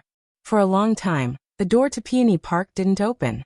Shi Fengju's figure also didn't appear. Gu Fengzi gradually became uneasy. She thought to herself, how could this be? If it was any other day, Big Cousin would have come back a long time ago, and even brought a small gift to make me happy. Why hasn't he come back yet today? Gu Fengzi quickly gave herself an answer. He must have been held back by something. She was already like this. Yet he still had the mind to deal with other matters. He had indeed been bewitched by that vixen Sangwon. Lan Xiang, go see if the eldest young master is in the study. If he's not, ask where he went. If he's here, invite him over. Just say that you invited him over for lunch. Gu Fengzi instructed Lan Xiang. She didn't forget to add, don't say that I told you to invite him over. Just say that it was your idea. You know what to say, right? Lan Xiang had done this kind of thing many times in the past. Every time the two of them were at odds, she had to play the role of a matchmaker. Young miss. Lan Xiang was also somewhat speechless. She thought to herself, young miss, you've just married into the family and you're still in mourning. Why do you have to make such a fuss? When the eldest young master came, you chased him away. When he didn't come, you invited him over. You even asked this servant to do it. This servant really feels ashamed. Why aren't you going? Gu Fengzi's long, shapely eyebrows furrowed. Yes, young miss. Lan Xiang didn't dare to disobey. She could only brace herself and go out. She thought to herself that she should soften her words and apologize on behalf of her young miss. She should make her young miss sound more pitiful to move the eldest young master. She had a premonition that if she couldn't invite Shi Fengju, she would definitely end up in a miserable state. Fortunately, Shi Fengju had left the food to go to the business. Lan Xiang secretly let out a sigh of relief and quickly reported back to Gu Fengzi. Since that's the case, keep an eye on the study this afternoon. When eldest cousin comes back, invite him over to my place. You know what to say. Gu Fengzi subconsciously let out a sigh of relief. Yes. As a servant, Lan Xiang could only agree. Gu Fengzi finally got up and went to arrange her father's memorial tablet. She lit 3 incense sticks. Amidst the smoke, she raised her head to look at her father's memorial tablet and sighed softly. How could such a man be her father?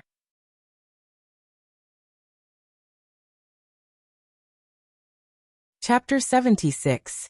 Shi Fengju had just returned to the study and had yet to put away the account books when Lan Xiang appeared.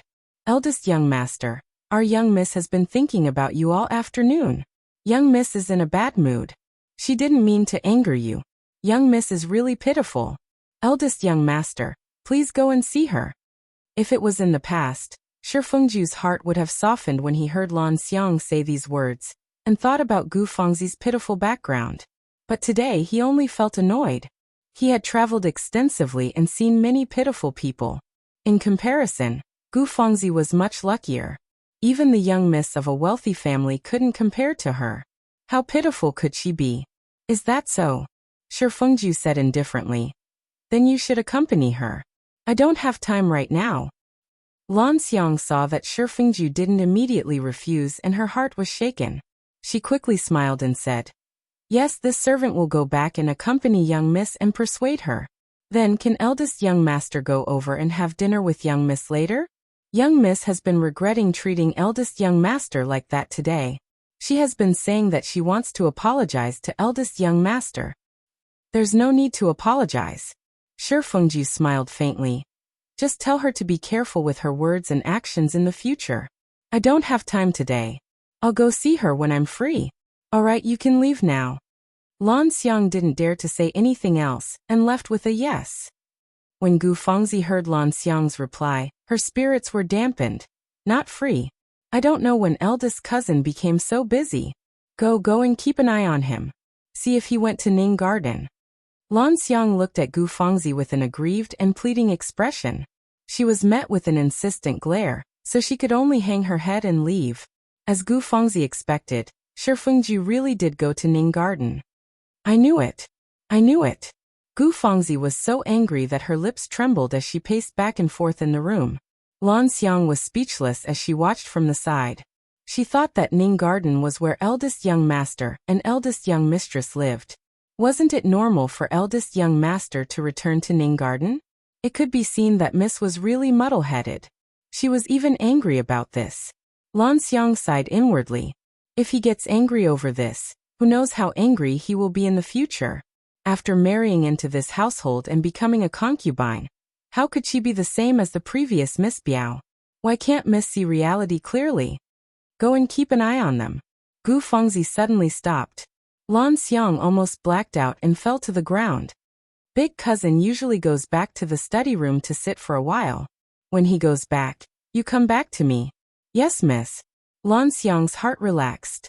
She thought that she had been sentenced to death, but in the end, she was pleasantly surprised. It was fine if she was just secretly investigating, but if she had to go to the eldest young master to nag, the eldest young master would probably vent his anger and punish her. Not long after Lan Xiang left the study room, Shi Fengju returned to Ning Garden. He saw Sangwon sitting in front of the moon window, embroidering something. Her drooping pink neck was slender, and her skin was snow-white and delicate. Under the faint light, looking from his direction, her small and exquisite face had soft lines, and her tender and full red lips were slightly raised. She was incomparably pitiful and cute. Her entire person was shrouded in the faint light, exuding a tranquil and elegant temperament. Shi Fengju's chaotic heart immediately calmed down, and the depression in his chest was swept away. The faint warmth and peace, and the peaceful feeling of time slowly spread out in his heart like the spring water after the snow melted. This feeling made him feel warm and greedy. Was this the feeling a family should have? Perhaps because she had lowered her head for a long time. Sangwon gently raised her head and reached back to rub the back of her neck. Her eyes were like gems, and when she caught a glimpse of Shi Fengju standing there, she couldn't help but be startled. She hurriedly stood up with a smile and went forward. Eldest young master is back. Shi Fengju walked over and smiled. What are you embroidering? The 3 words, "you're back," made him very happy. I'm embroidering a headband for mother, Sangwon said with a smile.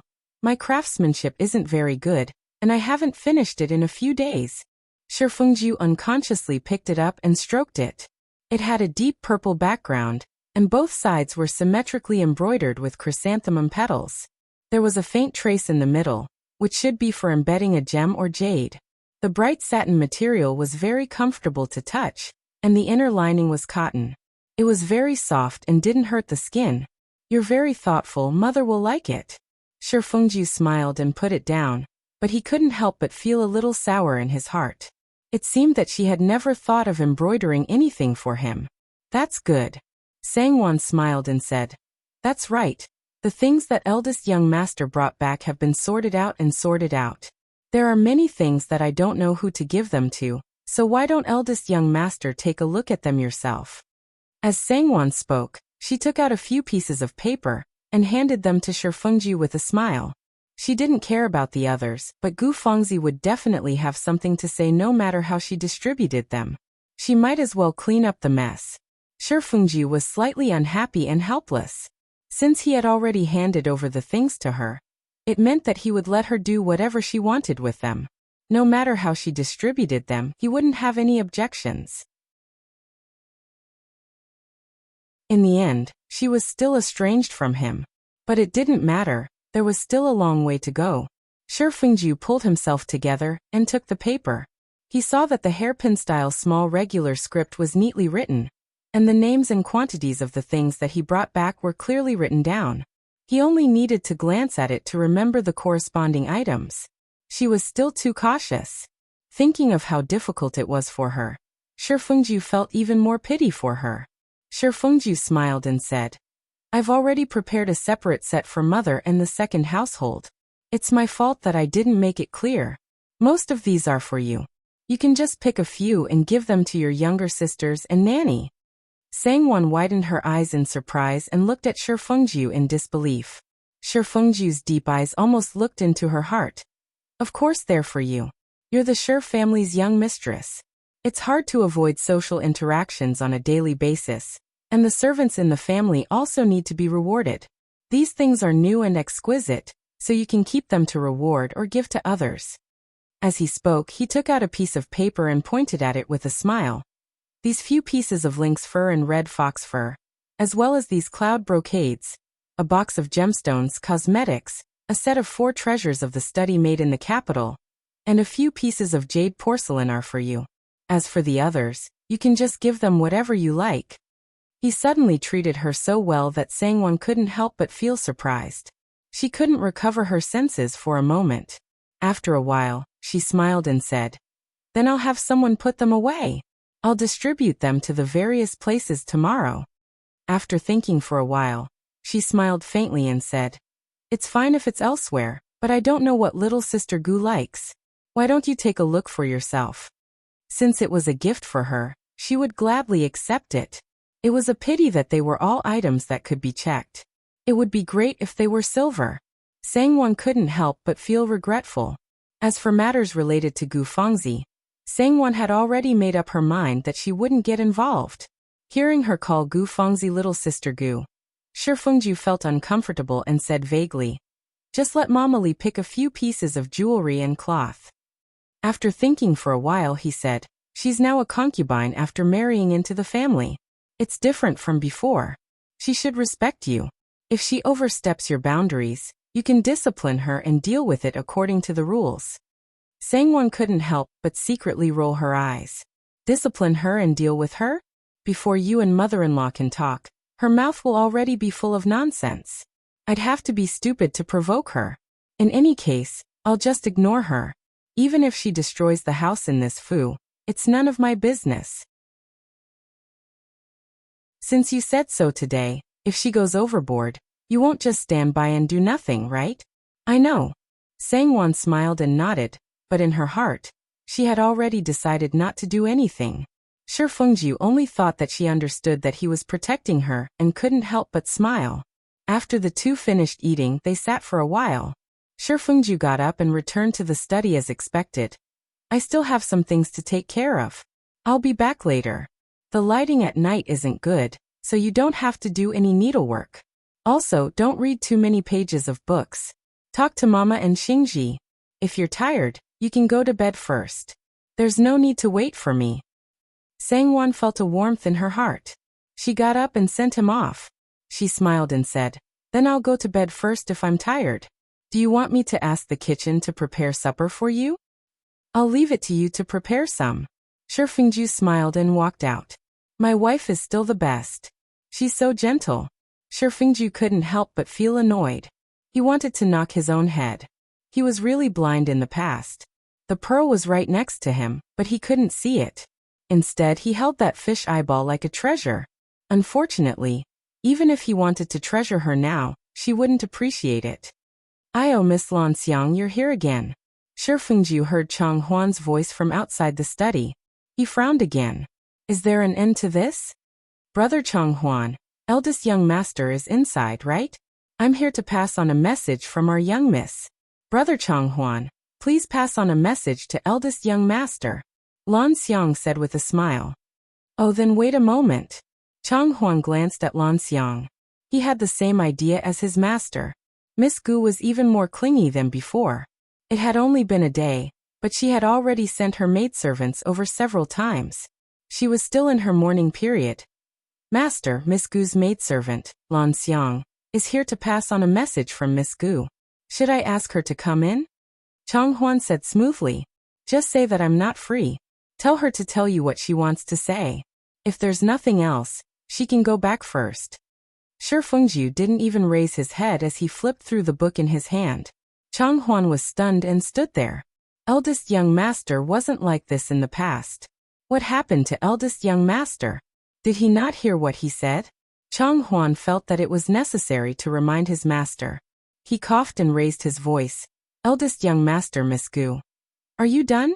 Shi Fengju raised his head and coldly glared at him. He said in a low voice, "Why aren't you leaving yet?" Yes. Chang Huan shrunk back in fright. Lan Xiang was in a dilemma, but there was nothing she could do. She could only go back and say to Gu Fengzi with a smile, "Eldest young master seems to be very busy. He's not free right now. Young miss, how about we talk tomorrow?" "Very busy." "Yes." Just when Lan Xiang thought that Gu Fengzi would give up, she ordered her to bring the cloak over. "I'll go take a look."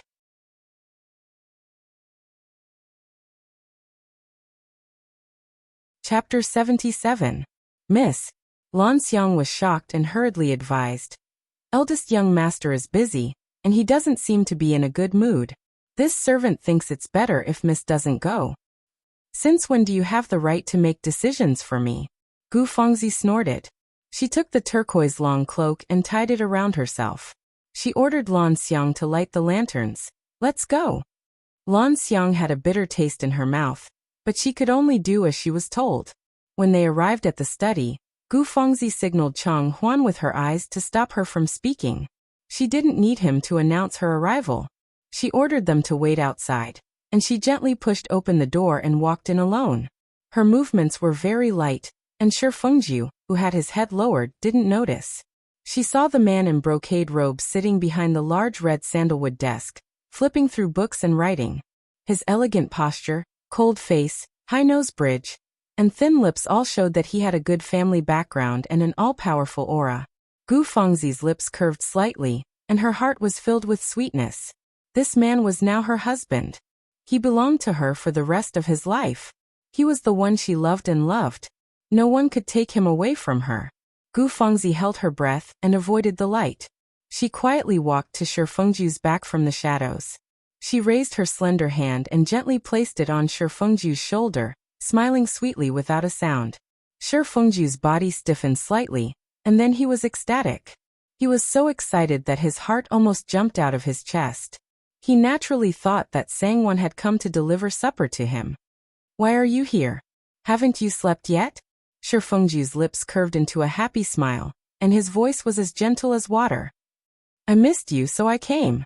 Gu Fengzi's heart was filled with incomparable joy, and she said shyly and sweetly. She knew that eldest cousin wouldn't ignore her. She was the woman he loved the most. This familiar yet strange voice was like a bucket of cold water being poured over Shi Fengju's head. Just a moment ago, he was happy and excited, but now he was furious. He stood up abruptly and took 2 steps back. He looked at Gu Fengzi and said calmly, "Why are you here?" "If it's not me, who else could it be?" Gu Fengzi was also stunned. Then, she felt a burst of jealousy in her heart. "Cousin, who do you think it is? Sangwon? Are you allowed to call her by her name? Do you want me to remind you of your identity?" Shi Fengju's eyes darkened. Gu Fengzi was shocked and felt her mouth go dry. She licked her lips and said, "There are no outsiders here. Didn't I call her that before? Why not?" In the past, Shi Fengju thought of the grievances that Sangwon had suffered in the past. How much of this grievance was intentionally or unintentionally condoned by him? That was his first wife. His heart ached and he said coldly, "She is my legal wife. You are now a concubine." Since ancient times, there has been a difference between a wife and a concubine. Fengzi, I hope you remember this. Why? Gu Fengzi's eyes turned red. You weren't like this before. But you told me yourself that as long as you could stay in the Shi family, you would be willing to be a concubine. Isn't that right? Shi Fengju realized that he could no longer say the words "as long as you could stay by my side."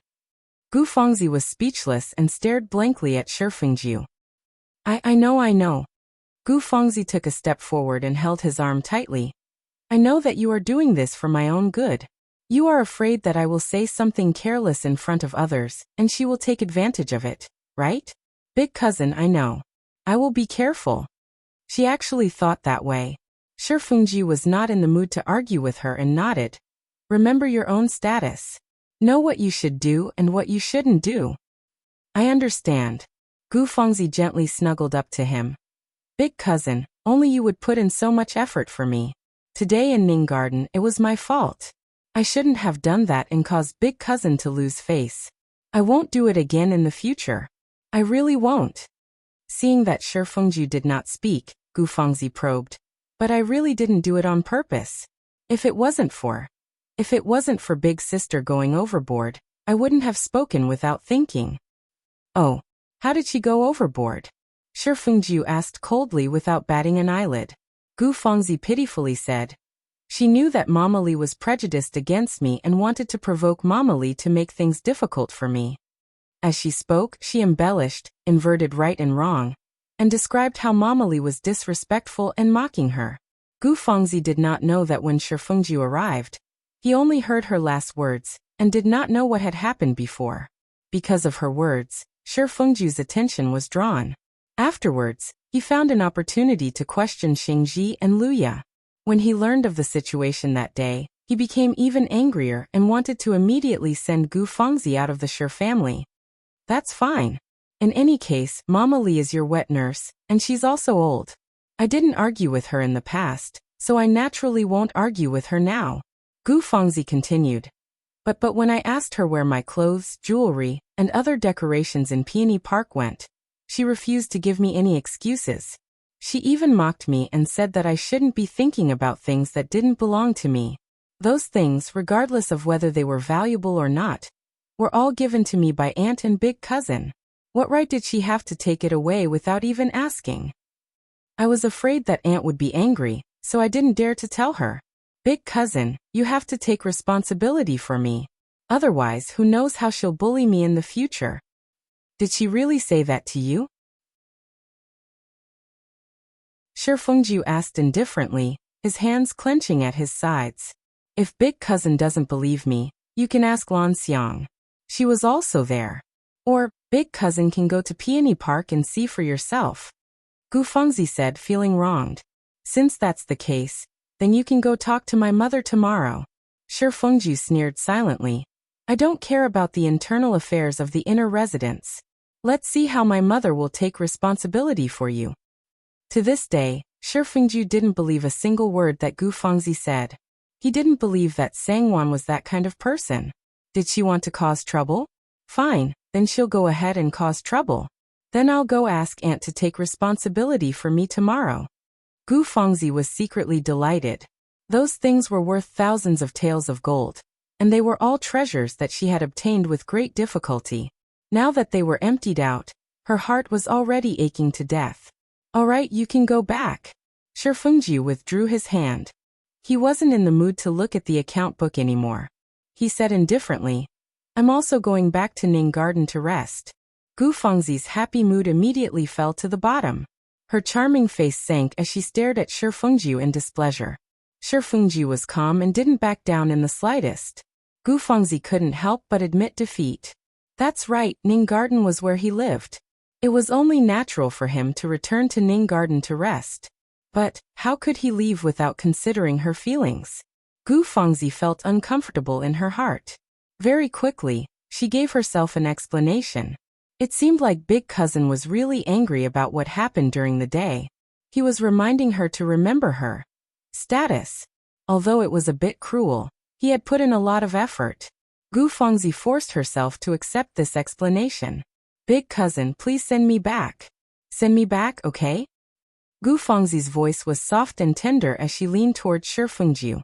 Lan Xiang. Shifengju directly called out. He turned to her and said, Fengzi, I'll remind you again. If you really want to live a peaceful life in the Shi family, remember your status. Remember. Big Cousin, don't worry. I'll remember. I won't make you worry anymore. Gu Fengzi forced a smile. Something seemed wrong, but she didn't want to think about it right now.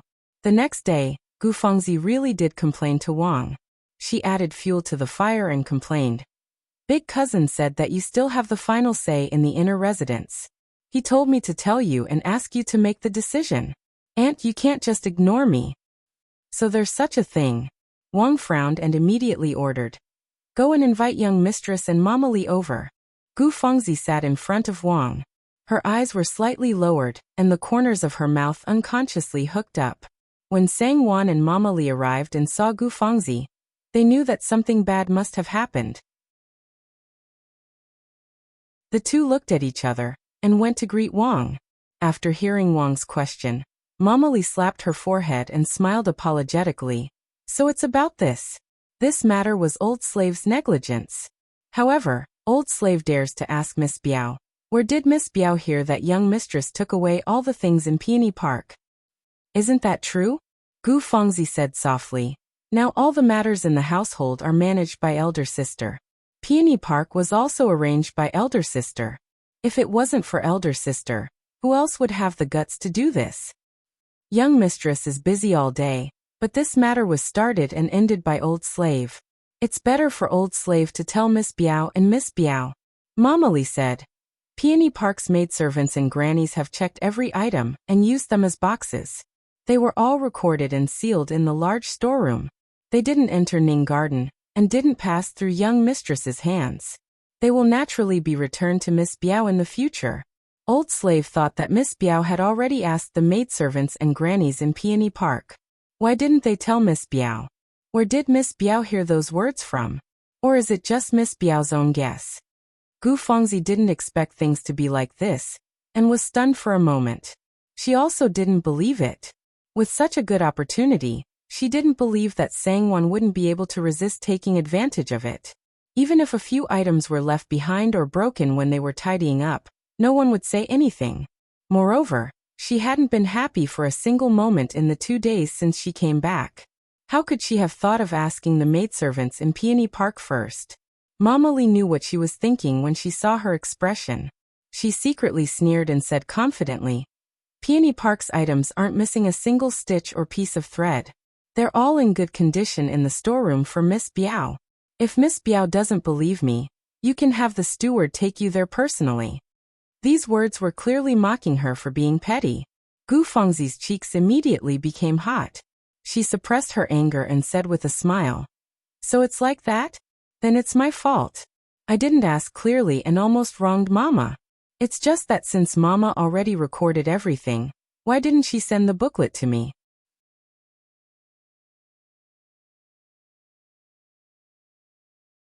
Chapter 78.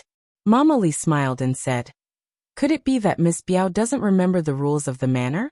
That booklet still needs to be handed over to the outer courtyard for verification. How could it be returned so quickly? Miss Biao, don't worry. Once the booklet comes back, the Old Slave will immediately send it over to Miss Biao. Gu Fengzi was speechless for a while. Her face alternated between red and white. She couldn't help but feel angry. She thought to herself, I've been home for quite a while now. How could I know that you guys are so inefficient? At this time, the booklet still hasn't been returned. Does Miss Biao have any other questions? Mama Li saw that she had nothing to say, so she continued to ask. No. Gu Fengzi could only force a smile and say, So it was a misunderstanding. It's all my fault. These days, my mind has been absent-minded. I don't do things methodically, and my memory is also not organized. Mama, please don't take it to heart. Aunt, it's all Fonger's fault. I made Aunt worry again. When Wang heard what had happened, she was also a bit dissatisfied. However, after Gu Fengzi blamed herself and apologized, her heart immediately softened.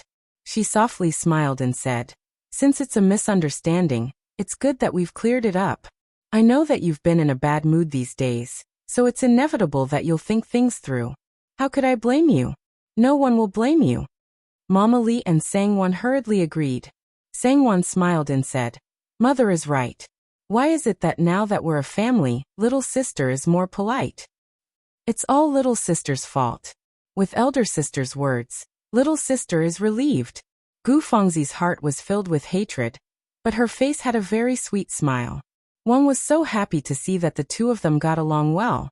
She told Gu Fengzi, "If you need anything in the future, just tell Wan Yang. Wan Yang is very careful. She will never make mistakes." Sangwon smiled and said a few modest words. She then told her that Shi Fengju had asked her to distribute the gifts that he had brought back. She smiled at Gu Fengzi and said, "Younger sister, you don't have any use for rouge, face powder, satin, or embroidery right now. I just picked out a few bolts of good material and a few pieces of jewelry and ornaments, and put them directly into the storeroom. In a few days, I'll give it to your sister along with the booklet from last time. How about that? What do you think?" "Of course it's not good," Gu Fengzi said angrily in her heart. "I haven't even seen the shadow of that thing. Who knows if you will get some worthless junk as a disguise." It was just that at this time, she couldn't say that she wanted to see it personally. Even if it wasn't good, she had to say it was good. Sangwon sat for a while more before she smiled and got up to leave. Gu Fengzi was also urged by Wang to return to Peony Park to observe the mourning period. Gu Fengzi was very angry, but she had no words to refute, and could only leave. Does she still have any sense of shame? How dare she ask Missy about such a small matter? Does she really think that everyone is as short-sighted as her and covets her things? Mama Li said to Sangwon angrily as she walked back. She then snorted, saying that it's her things is flattering her. What do you mean it's not surnamed Shi? How dare she ask about it? Sangwon found it funny. Now that she was also part of the Shi family, then the Shi family's things should be hers. As long as the Shi family has no objections. Forget it, Nanny. Keep an eye on Peony Park in the future. Don't let mother-in-law see everything. Mother-in-law can't stand trivial matters. Sangwon smiled. Yes, young mistress. The old slave understands. Mama Li couldn't help but sigh. To be honest, young mistress is still the one who is sincerely thinking for Missy and young master. But there's one thing that's not good about you. You only do things without saying anything, making others unable to accept your kindness even if they want to. It's fine if they can't accept it, but if others were to take advantage of it, that would be a grievance. Her words made Sangwon, Luya, and the rest of the servants laugh. How could it be like what Nanny said? Doesn't Nanny know everything? It's enough that Nanny can see it. Sangwon smiled. As the master and servants were chatting, a young lady dressed in a lotus-colored dress, and with her hair combed into 2 rings came over with a servant. She bowed slightly and greeted Sangwon with a smile. "Sister-in-law." "Third younger sister." Sangwon smiled and returned the greeting. What a coincidence. Third younger sister is going for a stroll in the garden. And I wonder if the osmanthus at the water pavilion has bloomed yet. I was just about to go and take a look. Shirlien smiled and took the initiative to invite. Why don't sister-in-law come with us? Mama Li saw that the weather was not bad, so she joined in with a smile. Young mistress, why don't you go with third Missy? This osmanthus is a rare species. I'm afraid that there are only a few of them in the whole of Qingzhou. The one at the water pavilion in our household is even rarer. In the past, Missy loved to break vases, but I don't know if it has bloomed yet. If it has, I'll break a few branches and send them to Missy. Since Mama Li said so, Sangwon could not refuse. She smiled and agreed, ordering Mama Li to return to Ning Garden first. She brought along Luya and the two servants, chatting and laughing with Shirlien as they walked over. That's right. Thank you, sister-in-law, for the gifts you sent over today. Sister-in-law is so thoughtful. I like them very much. Shirley said with a smile as she waved the embroidered fan embroidered with hibiscus and kingfisher in her hand. They were all brought back by your eldest brother. I'm just doing him a favor in passing. If you want to thank someone, go back and thank your eldest brother, Sangwon said with a smile. Shirley blinked her eyes and smiled slyly. Isn't that the same thing? Sangwon was stunned for a moment, and smiled without saying anything. Shirley sighed. I think eldest brother is really good to sister-in-law. In the past, eldest brother didn't return home so early. Now that he has sister-in-law, it's really different. Sangwon was speechless in her heart. If only it was as good as you think it is. I think the business is not as busy as before, Sangwon said with a smile. Shirley shook her head and smiled disapprovingly. She glanced around to make sure there was no one around, and then said softly to Sangwon, Sister-in-law, you don't have to lower yourself to Cousin Gu's level. Just wait and see. Sooner or later, eldest brother will see her true colors and know which is the pearl, and which is the fish eye. Although Cousin Gu has married into our family, and this matter is indeed our family's fault, she still has 3 years of filial piety. Sister-in-law 3 years. What she meant was, you have to grasp the opportunity well. Sangwon rarely heard a real member of the Shur family speak up for her. She could not help but feel warmth in her heart. She stopped in her tracks and looked at Shirley curiously. She pursed her lips slightly and smiled. Before Sangwon could say anything, Shirley took the initiative and said with a smile, Sister-in-law, you must be very surprised that I would say that. After all, in the eyes of others, I have always been quiet. I'm like a gourd without a mouth, unwilling to speak easily. I've never said such judgmental words before. After being pointed out by Shirley, Sangwon was even more surprised. She did not expect Shirley to be so amazing. Not only did she talk too much, but she also talked too much that she should not have. I won't hide it from third younger sister. In my heart, Rijong is also very puzzled. Sangwon saw that she had already said so, so she also smiled honestly. Shirley looked at her and smiled. Perhaps this is the fate between me and sister-in-law. Anyway, sister-in-law is a person who can be close to and can be talked to. I believe in sister-in-law, and am willing to talk to sister-in-law. Sister-in-law, you won't dislike me, right? How can that be? I couldn't ask for more. Sangwon couldn't help but smile. Shirley appeared to be a person of few words, but she was actually a very thoughtful person. Not to mention anything else, she was definitely a person who was worthy of being trusted and associated with. At least she was not like Gu Fengzi, who acted one way on the surface and another behind people's backs. It was hard for people to guard against her. That's good. Since sister-in-law said so, I will often visit Ning Garden in the future. Sister-in-law, you can't dislike me. Shirley's eyes lit up as she smiled. Then I'll be waiting, Sangwon said. The two of them looked at each other and smiled. Oh, elder sister, third younger sister. What are you talking about so happily? Why don't you share it with your younger sister? A sweet and proud voice sounded. Needless to say, it was Gu Fengzi. Enemies were bound to meet on a narrow road. Or it could be said that she was like a ghost that refused to leave. Why aren't you talking? Am I really that annoying? Or is elder sister still blaming me for what happened just now? Gu Fengzi saw that the two of them were not talking and smiled. Younger sister, you're thinking too much again. Sangwon smiled and said, It's just a misunderstanding. It's fine now that it's cleared up. If I get angry because of this, my days will be difficult. That's right, older cousin.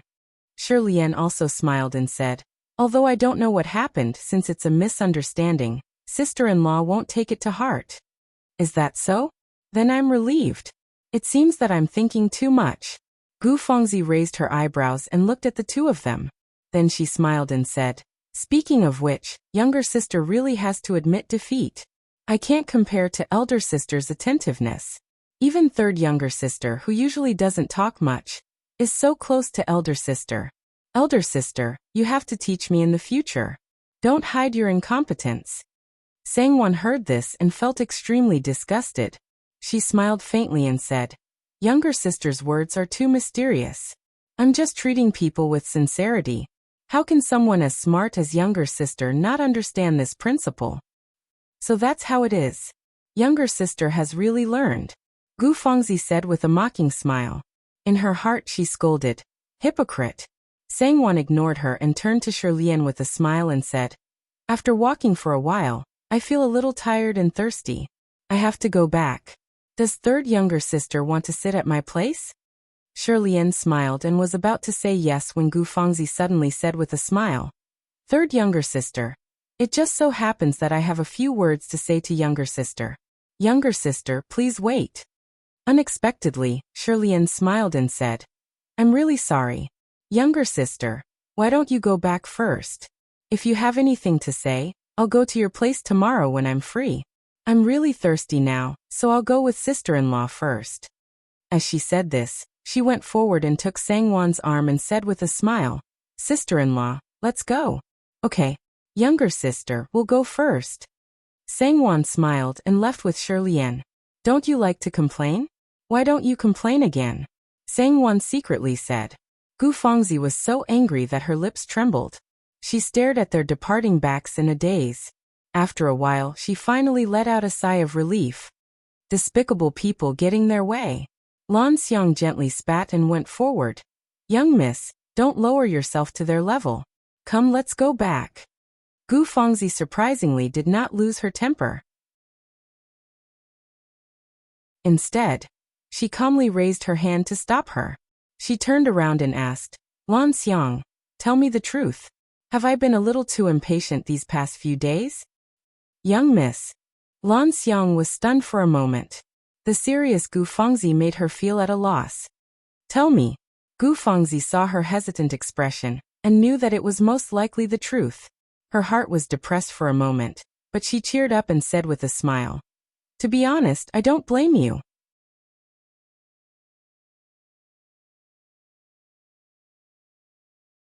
Chapter 79. Lan Xiang timidly looked at her and then carefully said, Perhaps it's because young Miss Mood hasn't been very good these days. That's it? Isn't it? Gu Fangzi cut her off. Yes, Lan Xiang let out a sigh of relief and nodded. Let's not talk about anything else, but young Miss shouldn't have made young master unhappy.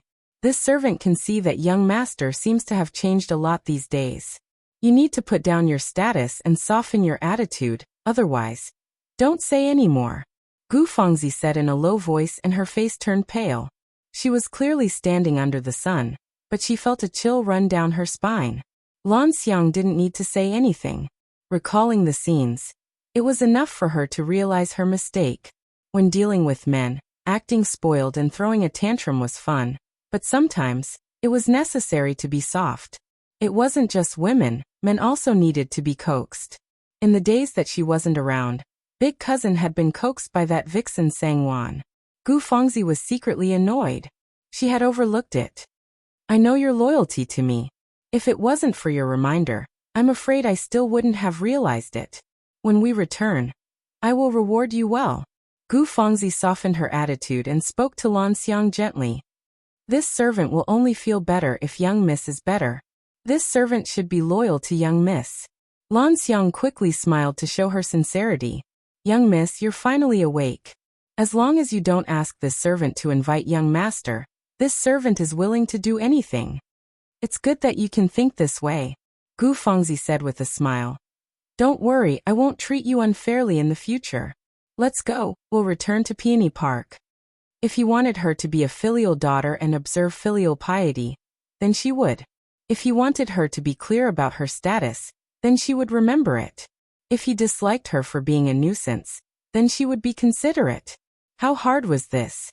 When he saw how good she was, then he would naturally change his mind. For the next 2 or 3 days, other than greeting Wang every morning, Gu Fangzi obediently stayed in Peony Park to observe filial piety for her father. She didn't bother Shi Fengju again. She only took the time to greet Wang to express her concern for her aunt and cousin. Shi Fengju took it as her recognizing her identity, which was exactly what he wished for. So he let go of the matter. On this day, Gu Fangzi claimed that she had dreamt of her father the night before, and wanted to go to Guangling Temple to pray for blessings. This was a matter of accumulating good karma, so of course, Wang Shi would not stop her. Instead, she praised Gu Fangzi before ordering Sangwan to arrange for a carriage to accompany Gu Fangzi. Gu Fangzi politely thanked her older sister and wasn't picky about Sangwan's arrangements. She left early the next morning and was expected to return home in 3 days. The Mid-Autumn Festival was just around the corner. Sangwan and the other stewards were busy preparing for the Mid-Autumn Festival banquet and sending gifts to their relatives and friends. They were extremely busy. Seeing that Gu Fangzi suddenly became low-key and even left home for 3 days was a good thing for Sangwan. 2 days before the Mid-Autumn Festival, guests suddenly came to visit the Shi family. Actually, they couldn't be considered guests because they were the eldest daughter of the Shi family, Shi Fengju's older sister, Shi Yumei, and her husband, Ren Jixian. At noon that day, the couple knocked on the Shi family's door with Ren Jixian's concubine, who was also Shi Yumei's dowry, Cui Zhu. This eldest daughter of the Shi family took after her mother's style, and was even better than her. Just like her mother, she was a little muddle-headed and paranoid. However, she was even more arrogant and domineering than her mother. If she believed that something was right, then it was right. No one could say that it was wrong. It was easy to imagine how difficult it would be to deal with someone with these two temperaments. What was even rarer was that this eldest daughter of the Shi family was extremely doted on by her mother. It could be said that in the Shi family, she could get whatever she wanted. No one dared to say anything. When the gatekeeper saw the couple arrive, he hurriedly bowed and greeted them with a smile. "Eldest young master, eldest young madam, you're here." Shi Yumei raised the corner of her mouth and scolded with a smile. "What's wrong? Eldest young madam. What's wrong with me going back to my own family? Look at how shocked you are. Your eyeballs are about to fall out of their sockets. Little monkey, why aren't you asking someone to lead the way? I want to see my mother." "Yes, yes. Eldest young madam, this way please." The gatekeeper nodded and bowed as he personally led the 3 of them to the second gate. When the older female servant at the second gate saw them, she hurriedly nodded and bowed as she led them in with a flattering smile. A young maidservant had already run off to inform the first madam, Wang Shi. Eldest young madam was going back to her own family. No one dared to ask her to wait for the message unless they were tired of living. When Wang heard the young maidservant's report, she couldn't help but be startled. She frowned and asked, "Is this true? You're not talking nonsense, are you? Eldest missy, why did you come here without saying anything?" Wang didn't believe her and ordered Nurse Jiang to send someone else to the second gate to take a look. On the other side, Shi Yumei and Ren Jixian had already walked over. Concubine Cui Zhu lowered her head and silently followed behind them. Ren Jixian saw that the servant leading the way kept smiling and fawning at Shi Yumei. Shi Yumei also kept chatting and joking with them. She didn't put him, the head of the household, in her eyes. Ren Jixian's face couldn't help but become gloomy. He simply put his hands behind his back and leisurely paced back and forth. He cleared his throat and turned to Cui Zhu with a gentle smile. "Are you tired after traveling for 2 days?" When Shi Yumei heard this, she stopped in her tracks and turned around. She glared at Cui Zhu and was about to scold her, but she found that her husband didn't have Cui Zhu in his eyes. Instead, he stood there stiffly and looked in a direction. His face was full of amazement and admiration. Damn lecher. Shi Yumei couldn't help but curse in her heart. She walked back to Ren Jixian's side and followed his gaze. She saw a group of servant girls surrounding a graceful woman walking into the distance. The woman was wearing an orange-red flower-patterned date-red satin jacket and a turmeric multicolored chrysanthemum pleated skirt. Her glossy black hair was tied up at her temples. From afar, one could see the luxurious pearls and jade on her temples. The pearls hanging from her temples trembled and shone brightly. That woman was incomparably beautiful and elegant, and her temperament was even more outstanding. Just looking at her back made people feel admiration in their hearts. They wished they could turn around and look at her in the midst of hundreds of flowers, so that they could clearly see her true appearance. A beauty. A true beauty. Ren Jixian was intoxicated by her beauty. He couldn't help but think that this woman was elegant and noble. She must be a wonderful person with a mind full of poetry. In his mind he couldn't help but think of the poem, A Beautiful Woman Reading at Night. He secretly regretted that this woman's hair was tied up in a matron's hair. He didn't know which man had the good fortune of reading at night. Master, we should go. Don't let my mother wait for too long. Shi Yumei kept winking at Ren Jixin from the side. Who knew that Ren Jixin was in a daze and didn't notice it at all? Shi Yumei glared at the disappearing figure and deliberately shouted in Ren Jixin's ear. Ren Jixin was startled and jumped far away with a cry. He frowned and said, "What are you doing?" "Rude. Really rude. How could there be such a rude woman in the world?" Comparing the two, Ren Jixin felt that the woman he saw earlier was much better, and he couldn't help but stare at Shi Yumei with disgust. Shi Yumei was furious, but she didn't want to quarrel with her husband in front of everyone. She also didn't want others to say that her husband was unfaithful. She sneered and said, "I'm reminding you. Hurry up and leave. Don't let my mother wait for too long. You're the son-in-law of the Shi family. You can't ask your mother-in-law to wait for you, right?" Ren Jixin snorted vaguely, flicked his sleeves and left. "Shi family? What's wrong with the Shi family? Don't think that you're so great just because you have some stinky money. Your whole family stinks of money. I'm a pure scholar. I won't be tainted by your stinky money." Shi Yumei's face darkened when she saw him humiliating her in front of everyone. She glanced at the servants and felt relieved when she saw that there was nothing wrong with them. She asked one of them, "Who was the woman who just passed by?" The servant obviously knew who it was, but she didn't dare to say. She smiled and said vaguely. In reply to eldest Missy, the old slave didn't see clearly and didn't know who eldest Missy is talking about. Who else could it be? It's that woman who was dressed like a butterfly. You really didn't see clearly? I think you're really old. Shi Yumei snorted. Her eyes suddenly became sharp and she emphasized the word old. The servant's face changed. Although eldest Missy was married, she had never treated herself as an outsider in the Shi family. If she wanted to get angry, she could send a servant away with just a few words. I think it's our young mistress." The servant hurriedly changed her words. After thinking for a while, she added, "But the distance was too far. The old slave really didn't see clearly." "Our young mistress?" Shi Yumei raised her eyebrows.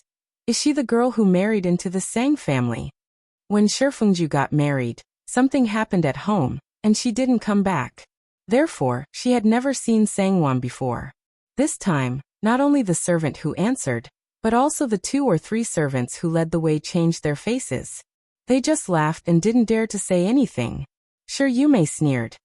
"I didn't say anything wrong. If I'm not afraid, why are you afraid? If she has the ability, she should ask me face to face. It's too easy for her. She only knows how to wrap our family's silk around her body. She doesn't even know if she's worthy of wearing it or not. Why should a poor girl like her enter her family to enjoy life, while she, a pampered daughter of a wealthy family, had to suffer with her husband?" The more Shi Yumei thought about it, the angrier she became. She couldn't help but curse for a while before walking towards her mother's courtyard. Coincidentally, the group of people bumped into Xiao Chun, who was sent by Nanny Jiang. Xiao Chun recognized Shi Yumei and knew that this Missy loved to be ostentatious and loved to be treated with respect. Her eyes lit up, and she rushed forward to kneel down and kowtow to Shi Yumei in surprise and joy. She said with a smile, "As expected, eldest Missy is back. Eldest mistress is thinking about eldest Missy. Quickly get up. Quickly get up. You're my mother's maidservant. How can you kneel before me?" Shi Yumei was happy. She bent down and personally helped Xiao Chun up.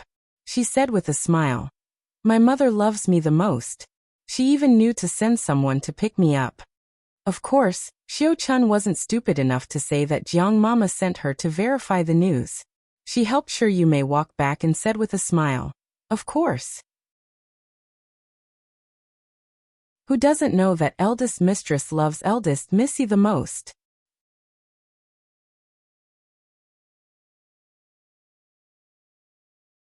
Chapter 80. She is my mother after all. Shi Yumei was happy, proud and touched. She asked Xiao Chun, "How is mother? Is she in a good mood recently? What have you been doing?"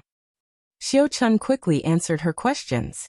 Seeing that Xiao Chun had not returned for a long time, Wang knew that her eldest daughter must have arrived.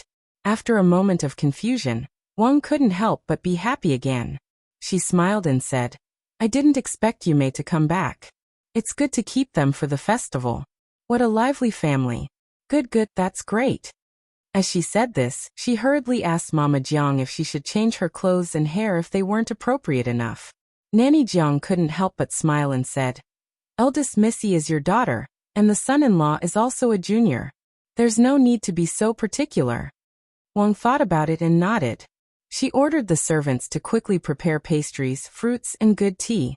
Mother, I came back to see you. Sure you May trotted and shouted as soon as she entered the courtyard. She didn't care about her husband's dissatisfied face.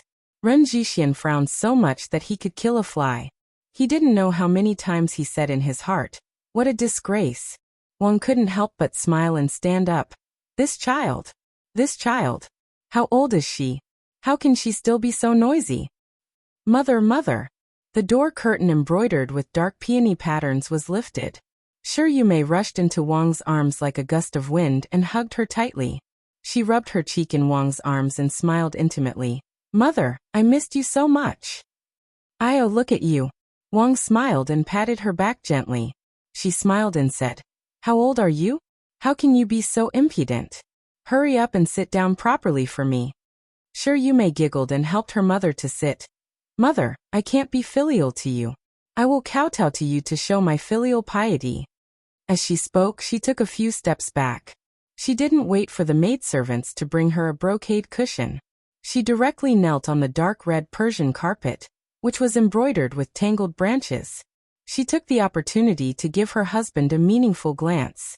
Ren Jixian saw that his mother-in-law was talking, laughing, and hugging his wife without any manners. More importantly, they didn't even greet him. He was already dissatisfied, so he stood to the side silently and pretended that he didn't see his wife's eyes. He thought to himself, why didn't you think of me just now? Oh, you thought of me when you were about to kowtow? All merchants are treacherous. Your whole family is indeed treacherous. Besides, I'm a pure and clean scholar. I don't even need to kneel before the county magistrate. Why should I kneel before an old lady who stinks of money? There's no need for that. Wang had already asked Xiao Chun and the others to help Shi Yu Mei up.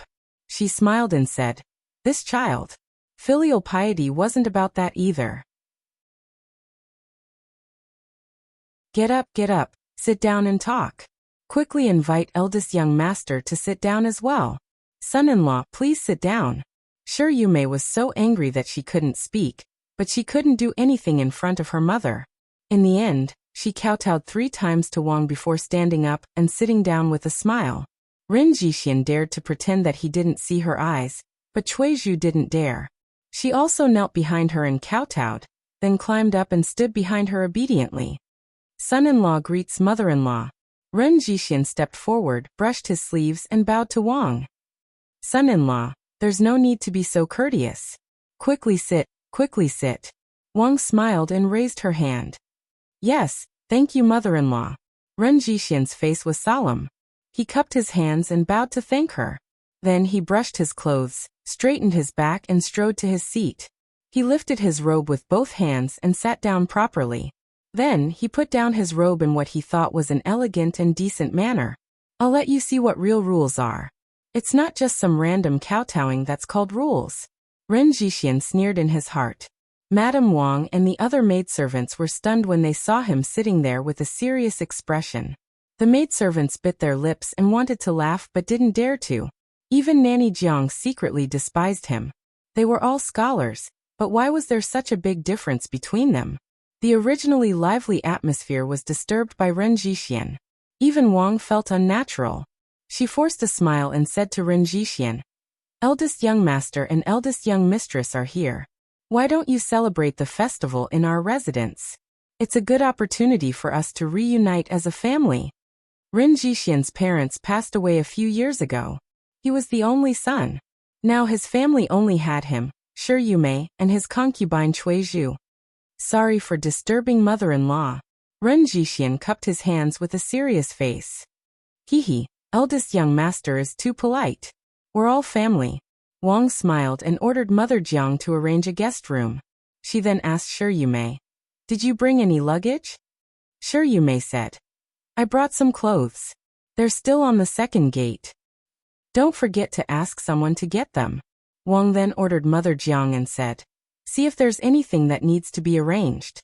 Don't forget to arrange it for eldest young mistress and eldest young master." Mother Jiang agreed and went to give the order. "You must be tired from the journey. Do you want to rest first? I'll call you when it's time for dinner." Wang suddenly patted her head and said with a smile, "I was so happy that I forgot about Wan Yang. Quickly, ask someone to invite Wan Yang and third young mistress here. Tell them that her eldest sister is back. Wan Yang is your younger brother's wife. You haven't seen her yet, right? It's a good opportunity to meet her." Wang smiled intimately at her daughter. Wang didn't know that her daughter and Sangwon were at odds the moment they entered the household. She snorted and said, "Wan Yang? That little girl from the Sang family? It seems that mother likes her a lot." "What little girl?" "That's your younger brother's wife," Wang said angrily. "Wan Yang has a gentle temperament and treats people well. She's a very good person. You two can get along well with each other. Oh right, if you need anything, just ask someone to tell her." In the past, Shi Yumei disliked and disapproved of this marriage. She always felt that the Sang family was taking advantage of the Shi family. Who would have thought that after Sangwon married into the family, such a thing would happen the moment she returned home? She felt even more disgusted with Sangwon. She said disdainfully, "I won't tell her. I can only tell my mother what I want." "Yua." Wang Shi helplessly chuckled and shook her head. She said, "It's fine here, but don't speak nonsense outside of this courtyard. Sangwon is now in charge of the family. It's not good if others hear you talking about her like that." Shi Yumei almost jumped up when she heard that. "Mother, what did you say?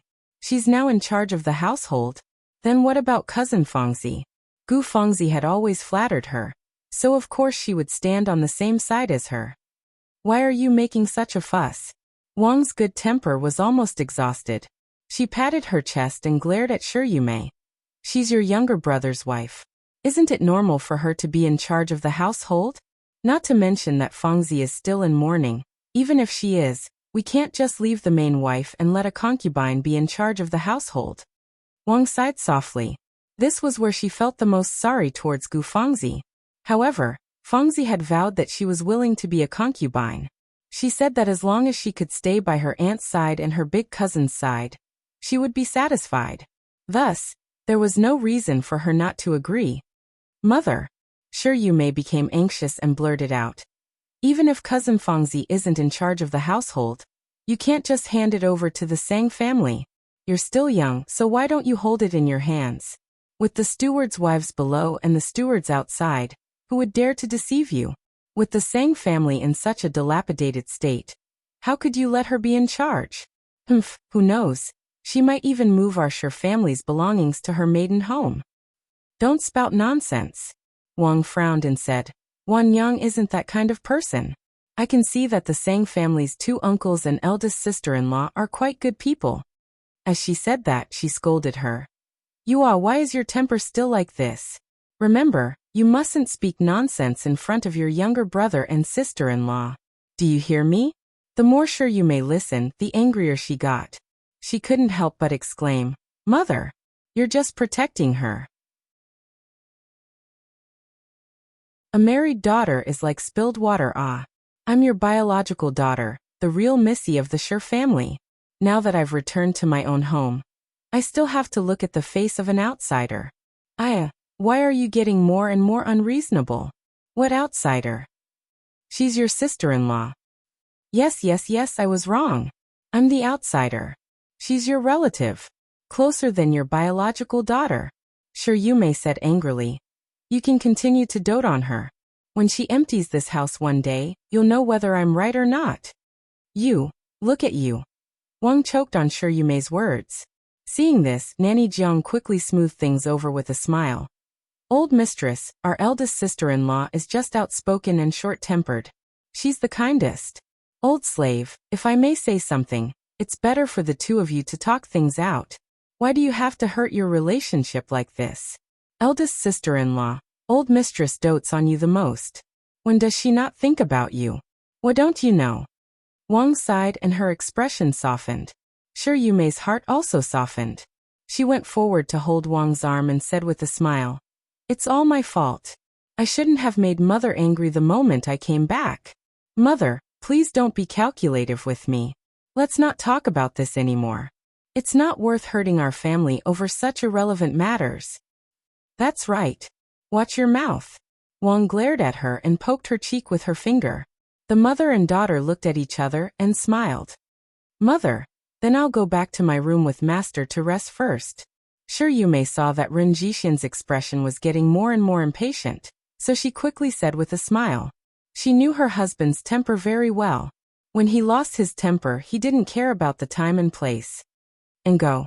"Hey, wait." Wang had just nodded when she hurriedly stopped her. "I've already sent someone to invite Wan Yang and Third Lass. You can go after seeing them." Then she couldn't be bothered to wait. Sure Yu Mei snorted. She pulled her husband out and said, "I'm so tired. I don't want to wait anymore. Anyway, I have to stay at home for a few days. It's not like I can't see them." This child. Wang moved her lips and could only let her go.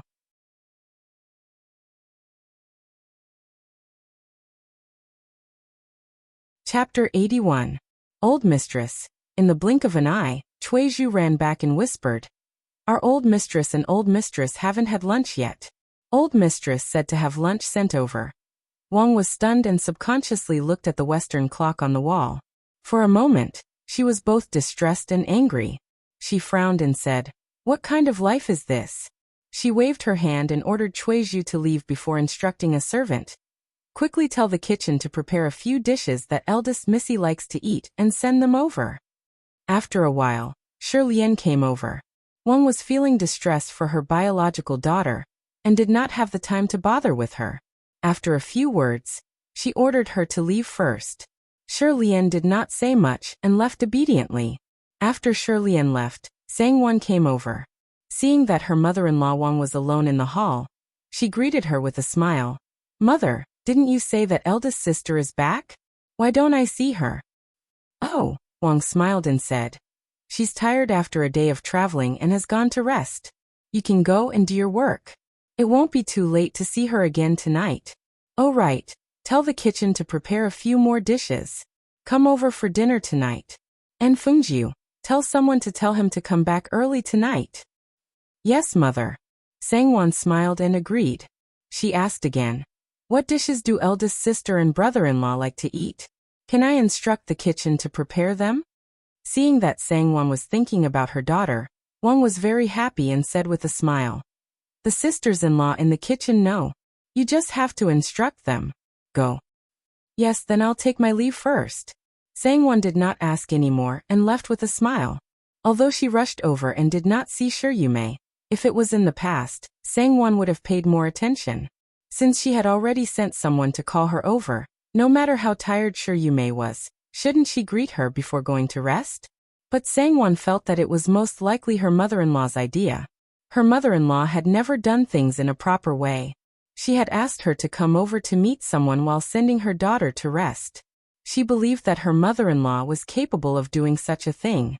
Therefore, Sangwon never thought that Shi Yu Mei was deliberately trying to make things difficult for her. She was confused for a moment. However, Mama Li didn't mention it when she went out to send the gifts today, so Sangwon didn't take it to heart. "Your family doesn't seem to welcome us. I think we should stay here for the night and leave tomorrow." In the guest room, Ren Jixin, who felt that he was not valued and respected, said angrily to his wife with a cold face, "Go back." Shi Yu Mei sneered. "Where else can I go? If you have somewhere to go, you can go by yourself. I'm not going anywhere. You. Ridiculous." Ren Jixin snorted coldly and flicked his sleeves, but the imposing manner in his voice had almost disappeared. After a while, the dishes were served. Shi Yu Mei happily picked up the chopsticks and said, "Ah, my mother loves me so much. These are all my favorite dishes." she praised. Well, it's delicious. I haven't eaten such authentic drunken chicken in a long time. Run Jixian looked at the dishes. Braised prawns, 8 treasure tofu, drunken chicken, fried eel shredded, and a big bowl of fragrant Westlake beef soup sprinkled with coriander. They were all his wife's favorite dishes. However, there was none of his favorite dishes such as bacon, steamed fish, fresh bamboo shoots, etc. Ren Jixian couldn't help but snort with a cold face. He was secretly sulking. Hey master, come over and eat. The dishes won't taste good when they get cold. Sure Yume raised her head and said. Ren Jixian really wanted to sulk and not eat, but when he smelled the ultimate temptation of the food, the hunger in his stomach burned like a prairie fire, burning until his stomach was hollowed out. He had no choice but to endure it without any backbone and eat with a straight face. Sangwon instructed the kitchen and sent someone to inform Shifengyu. After assigning the tasks at hand, she began to think about what to wear for the evening. Although her elder sister and brother-in-law weren't outsiders, they were still guests. Her mother-in-law was the most dignified, so Sangwon didn't dare to neglect them. However, she also felt that it wasn't appropriate to dress too solemnly since they were close relatives. That would make her seem like an outsider. Therefore, she put a lot of thought into the clothes. After Mama Lee came back, Sangwon let her have a look at the clothes she had chosen. It was a half-new autumn fragrance color with a golden red floral pattern on the front of the bright satin jacket, an orange-red edged yellow skirt with pure gold and emerald jewelry, and the finale was a golden buyao with a bird head holding a pearl. This is good. Our eldest daughter isn't an outsider. Mama Lee nodded and smiled. Then this is it. Sangwon was relieved and hurriedly changed her clothes, washed her face, and combed her hair. Shifengyu, who had just finished tidying up, came back. When he saw Sangwon, his eyes lit up and he couldn't hide the admiration in his eyes. She was outstanding in both appearance and temperament. After dressing up a little, she was so radiant that people couldn't take their eyes off her. When the maidservants saw their eldest young master like this, they couldn't help but cover their mouths and secretly laugh. Sangwon was a little embarrassed and couldn't help but be angry at Shifengyu for not knowing the time and place. Seeing that he was still in a daze and didn't have the slightest self-awareness, she forced a smile and asked, Elder sister and brother-in-law are back. Is my dress acceptable? Very good, Shifengyu said without thinking. He then said, Where's the mutton fat white jade hairpin I gave you? You look better wearing that. Sangwon was startled. Luya had already cleverly ran to get the hairpin. Is that so? Sangwon smiled. Since her husband had said so, she could only obediently wear it. Eldest young master has good taste. This mutton fat white jade hairpin really suits eldest young mistress. Mama Lee praised with a smile. Everyone laughed and agreed. Sangwon's face turned red. She smiled and said, Mama, you're making fun of me again. Quickly get some water for eldest young master to wash his face, and help him change his clothes. We have to hurry over. Thus, Mama Lee and the others hurriedly served her. The couple finished tidying up and went out together. On the road, Shifengyu inadvertently turned his head and gave a look. Luya and the others tactfully slowed down and distanced themselves from the two. Wanyang. Shifengyu leaned close to Sangwon and said softly, My eldest sister is outspoken and doesn't mean anything. If she says anything, don't take it to heart. Sangwon was stunned. She looked up at Shifengyu and saw him subconsciously avoiding her gaze. Sangwon understood. This was most likely another person who felt that this marriage was unsuitable, and that he had climbed up the social ladder. I know. Sangwon smiled faintly. We're all family. No matter what eldest sister says, I won't take it to heart. That's good. Let's go. Shifengyu felt relieved and smiled. When the two of them arrived, Yume and Ren Jixian were already there. Second younger brother. You're finally here. Yume smiled and went forward to pull Shifengyu's arm. She looked him up and down. You're still the same, but you're much calmer than before. Eldest sister. Brother-in-law. Shifengyu was also happy. He talked and laughed with Yume. To be honest, this sister really loved and protected him. When they were young, no matter who dared to bully him, she would always be the first to stand up and help him. Her principle was that she didn't care who was right or wrong. There was no way she would bully her younger brother. Therefore, the relationship between Shi Fengjiu and her had always been very good. If you ask me, you should have come long ago when I arrived. Why are you so late today? What's wrong? Are you estranged from me now? Shi Yumei looked at Sangwon. Not only was her back beautiful, but her appearance was also outstanding. She couldn't help but feel jealous. Eldest sister, what are you talking about? Didn't I just come back from the business? Shi Fengjiu smiled and continued. Even if I'm estranged from anyone, I can't be estranged from big sister. Eldest sister loves us brothers the most since we were young. Brat, you still have some conscience. Shi Yumei sneered. Wan Yang, come here. This is eldest sister and eldest brother-in-law. Shi Fengjiu introduced Sangwon to Shi Yumei and Ren Jixian. Ren Jixian's eyes were subconsciously attracted to Sangwon since she came in. With just one glance, he couldn't help but think of the beautiful back he saw when he entered the residence. Without asking, he was sure that this woman was the one he saw before. She was full of literary talent. It was a pity that such a beautiful woman was married to Shi Fengjiu, who stank of money. It was really a beautiful flower stuck in cow dung. Ren Jixian couldn't help but sigh in his heart.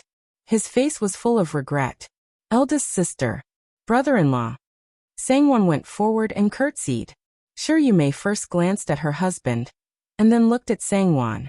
She looked her up and down and smiled. This is my younger sister-in-law from the Sang family? What a beautiful appearance. If you ask me, our Shi family is still the best.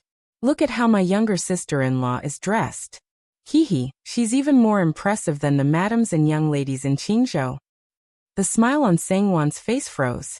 She tactfully pretended not to hear. Shi Yumei wasn't Madame Zhuang. Although she had never met Shi Yumei in her previous life, she knew that Shi Yumei was her mother-in-law Wang's favorite daughter. She was also the sister that her husband, Shi Fengjiu, liked. Sister-in-law. Ren Jixian nodded at Sangwon and smiled politely. He looked at Sangwon with sparkling eyes, trying to find some sympathy in Sangwon's eyes. He wanted to form an alliance with her. In his opinion, they should have a common language. They both came from a scholarly family, both studied, and both were weak in the Shi family. Unexpectedly, Ren Jixian found that Sangwon didn't notice him at all. She didn't even look at him. He was disappointed. He suddenly felt dull. He thought to himself, she looks so beautiful and smart, but she's just an embroidered pillow and a bag of grass. If Sangwon knew that this couple had such twisted thoughts about her, she wouldn't know whether to laugh or cry. Hee, sister, brother-in-law, let's sit down and talk. Shi Fengjiu coughed and greeted them with a smile. Shi Yumei and Ren Jixian sat down. Shi Fengjiu also sat down with Sangwon.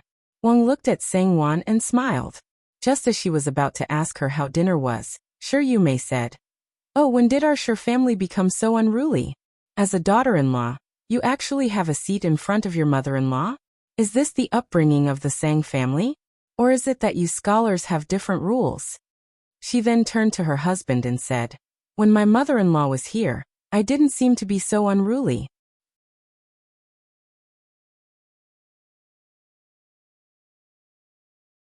Chapter 82.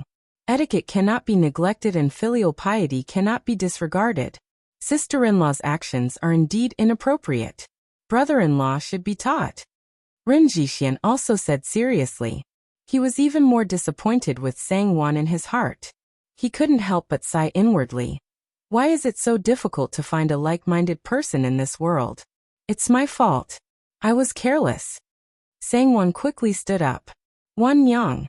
Shi Fengjiu couldn't help but be secretly angry. He coldly glanced at Ren Jixian. He had never thought highly of this sanctimonious and pedantic brother-in-law of his. If he was a man, he wouldn't have squandered all of his family's property and sold off his wife's dowry and taken it for granted. What was even more infuriating was that his eldest sister's 4 maidservants, except for Cui Zhu, were all taken in by him within a year of marriage. Later on, he couldn't live on and had to sell the other 3 maidservants. He only kept Cui Zhu, who was now a married woman. It was fine if his eldest sister said a few words to his wife, but why should he say anything? If he was really someone who understood etiquette, How could he not know how to avoid suspicion? Was his brother-in-law's wife someone he could talk about? Shi Fengju grabbed Sangwon's hand and pulled her to sit down. We're all family. There's no need for so many rules. When did eldest sister come up with so many rules? Shi Fengju said lightly with a smile. He secretly squeezed Sangwon's hand to comfort her. That's right, Yume. You misunderstood Wan Yang. Wang said with a smile. Your sister-in-law understands etiquette. I think she's too polite. We're a family, so we can't be so estranged. Hee, it's not easy for her to relax in front of me. Now that you've said that, who knows how restrained she'll be. Wan Yang, your eldest sister, is just saying that. Don't think too much. Hee, sit down. Oh right, how's dinner preparation? Mama Li is watching over there. I think it will be done in a while. Sangwon replied with a smile, gratefully smiling at her mother-in-law. That's right, I'm just saying. Sister-in-law, don't mind it. Hee, you're really lucky. My mother and brother are so protective of you. When Shi Yume saw her mother and younger brother speaking up for Sangwon, she became even more unhappy. However, she could feel her younger brother's anger and did not wish to continue. She swept her eyes around and smiled. Why don't I see Cousin Fangzi? Second brother, what is Cousin Fangzi doing? Why didn't she come to see me even after hearing that I'm back? Shi Fengju's heart skipped a beat, and he subconsciously glanced at Sangwon. When Shi Yume saw his glance, she felt even more indignant. She thought to herself, well done. How long has it been since you married into my family? How can you control my younger brother to this extent? What would happen if she gave birth to a son in the future? Sangwon's face was calm, and she did not even raise her eyebrows. However, she was secretly complaining in her heart. Shi Fengju's glance and Shi Yume's indignant and displeased expression were all in her eyes. She thought to herself, is there anyone more innocent than me in this world? Young master, your sister is asking you a question. Why are you looking at me for? What does your Fengzi do have to do with me? Unfortunately, she went to the temple yesterday to pray for the blessings of my uncle. She will only be back tomorrow. When she returns, she will naturally come to see you. Shi Fengju forced a smile. So that's how it is. Like I said, Fengzi is a very good person. She will definitely come to see me. Shi Yume chuckled. As she spoke, she began to praise Gu Fengzi and Fengzi, talking about their past. Wang Shi was already old, and loved to talk about the past. However, Sangwon, who was at the side, could not get a word in and could only sit by the side. No matter how Shi Fengju listened to it, he felt that it was uncomfortable and irritating, but he did not want to listen. Finally, he could not bear it any longer, and found a chance to interrupt. He smiled faintly at Ren Jixian and asked, that's right, didn't elder brother-in-law say that you are going to Hangzhou to participate in the provincial examination this year? How come? He remembered that when he got married, elder sister had asked someone to tell him that she would stay at home to help her husband study, so that he could participate in this year's provincial examination. Therefore, she would not be attending his wedding. Ren Jixian's expression changed slightly, but he immediately calmed down. He coughed and said somewhat unnaturally, that this year is unlucky. It's not suitable for me to travel, not suitable. Next time is just right. When Shi Yume heard Shi Fengju mention this matter, she could not help but get angry. Unlucky year, it was indeed unlucky. However, it was not him but her. He spent all his traveling expenses and took it to the brothel to invite those scholars to drink with prostitutes, but he still insisted that she was not allowed to go back to her maternal family to borrow money. In fact, she also knew that when he said that she was not allowed to borrow money, it was not really that she was not allowed to borrow money, but that she was not allowed to tell her maternal family the real reason for borrowing money. This was not a big deal. In any case, her maternal family had plenty of money, and her mother and brother had always doted on her. She could casually find an excuse and get a few hundred taels from her mother without a problem. The problem was that when he got drunk, he fell into a ditch and sprained his ankle, which took more than a month to recover. By the time he recovered, the registration time had already passed. Shi Yume suddenly became depressed and was not in the mood to talk about other people's shortcomings. She forced a smile and said, That's right, that's right. The fortune teller said that our master is not suitable to travel far this year. And the southeast is even more dangerous. This provincial examination is only held once every 3 years. If we miss it this time, we can always try again. This is not a big deal. As long as we have real talent, we don't have to worry about not being able to obtain scholarly honors. That's true. Scholarly honors are important, but our lives are even more important. We can just take the examination next time. Wang also smiled. Then this brother wishes elder brother-in-law success in passing the imperial examination. Shi Fengju slightly raised his eyebrows and cupped his hands towards Ren Jixian. Many thanks, younger brother. When the time comes, I will definitely invite younger brother-in-law over for a few drinks. Ren Jixian's awkwardness from before was swept away. With a radiant smile, he cupped his hands towards Shi Fengju. It was as if as long as he willed it, he would be able to hold a provincial official in his hands. Shi Fengju sneered in his heart. If someone like you can pass the provincial examination, then a high-ranking official is really not worth anything. As they were talking, Mama Li came in. She had to greet eldest Missy and eldest brother-in-law. She reported that dinner was ready, so everyone went to the dining room together. Everyone got up, but Shi Lian was a little hesitant. Although she was an unmarried lady, and it was not appropriate for her to eat at the same table as her brother-in-law. The Shi family had never been particular about such things. In the past, when relatives came over, they did not mind. However, Shi Lian knew her brother-in-law's character well.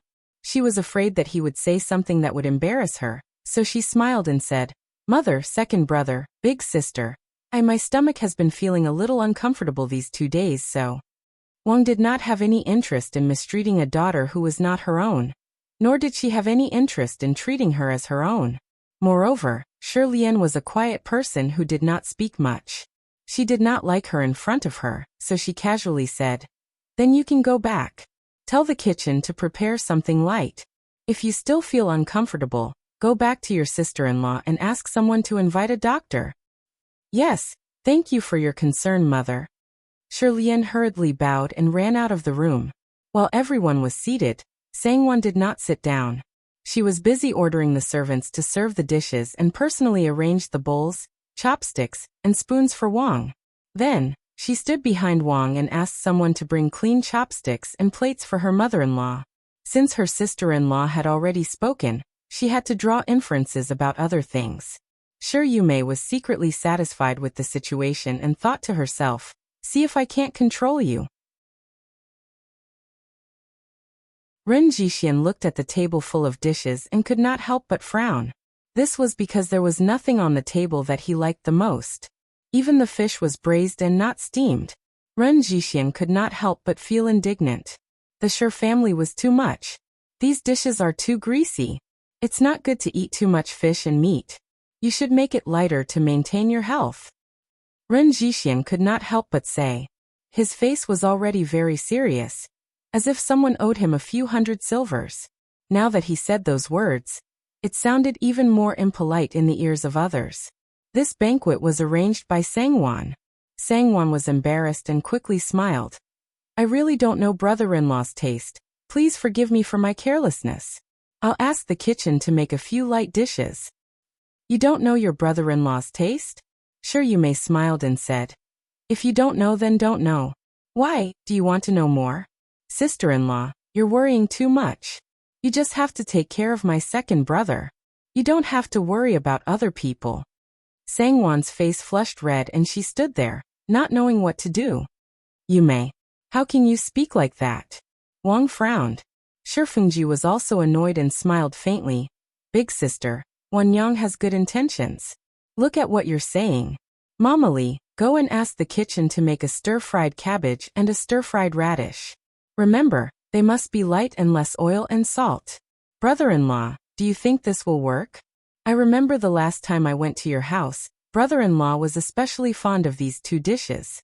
He even said that the radish and cabbage were good things. I've always remembered that brother-in-law likes to eat these." Fengju's memory is really good. Ren Jixian was embarrassed for a moment. When Shi Fengju went to their house, He purposely ordered the servants to prepare such bland dishes for him. He thought that Shi Fengjiu, who grew up in a wealthy family, would find such food hard to swallow. At that time, he would take the opportunity to use his status as a brother-in-law to teach him how to be diligent and thrifty so that he could win Shi Fengjiu's respect and make him see him in a new light. Because he felt that the only thing in their family that was comparable to the Shi family was their spirit of enduring hardship. Who knew that Shi Fengjiu would not give him a chance to show off and finish the meal without a hitch. And today he even used it to criticize him. There was a small kitchen in the courtyard with fresh ingredients ready at any time. The kitchen was also very nimble. Soon, 2 plates of stir-fried vegetables were served. Serve them to brother-in-law. All right, let's eat. Otherwise, the dishes will turn cold. Shi Fengjiu chuckled and raised his hand to make an inviting gesture. Seeing that his big sister seemed to have something to say, he continued with a smile.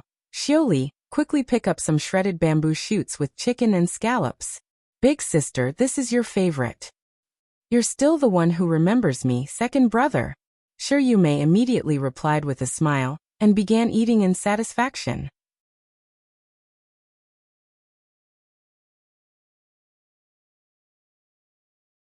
Chapter 83. Mother, let Wan Yang sit down. Xiao Chun is enough to serve her. We don't usually pay attention to this when we have relatives and guests. Big sister and brother-in-law are not outsiders, so why are there so many rules? Shi Fengjiu picked up a piece of braised mutton with his chopsticks and said calmly. When Wang Shi heard that, she subconsciously turned her head, and only then did she realize that Sangwan was standing beside her serving her. She let out an ayah and laughed. You're such an honest child.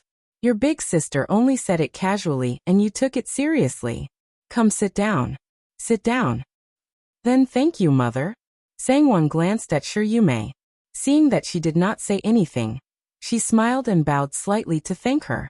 Then, she passed the chopsticks and plates in her hands to Xiao Chun, and sat down next to Shi Fengjiu. Shi Yumei could not say anything more, of course. If she did, it would seem that she, the eldest daughter of the Shi family, was more distant than her relatives and friends. Moreover, at this moment, most of the dishes on the table were her favorite delicacies. Obviously, they were more attractive to her than fighting with her sister-in-law. When she was happy, she could not be bothered to be calculative. Shi Yumei's personality was very lively, and she had a lot to talk about with her mother and younger brother. Throughout the meal, they chatted and laughed non-stop, and they ate to their heart's content. Shi Fengjiu even specially asked someone to warm up a pot of 3-year-old chrysanthemum wine.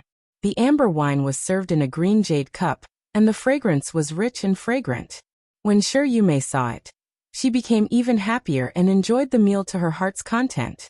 Ren Jixian, on the other hand, was the only one who was firmly trapped by his own words about nourishing one's body. After being defeated by Shi Fengjiu with just a few words, Ren Jixian could not bring himself to slap himself in the face and silently ate the radish and cabbage in front of him. Looking at the table full of delicious dishes and smelling the fragrance that constantly wafted into his nose, Ren Jixian could only make use of swallowing a few mouthfuls of saliva. However, although the Shi family's stir-fried cabbage and stir-fried radish were stir-fried, there was enough oil and the cooking skills of the kitchen staff were good. It tasted 100 times better than what he ate at home, and had a special freshness to it. How could he have known that the cook had added stock and straw mushroom seafood sauce to make it? It did taste better, but it also made him feel even more hungry. His eyes subconsciously looked at the table again. After the meal, everyone sat in the parlor and chatted.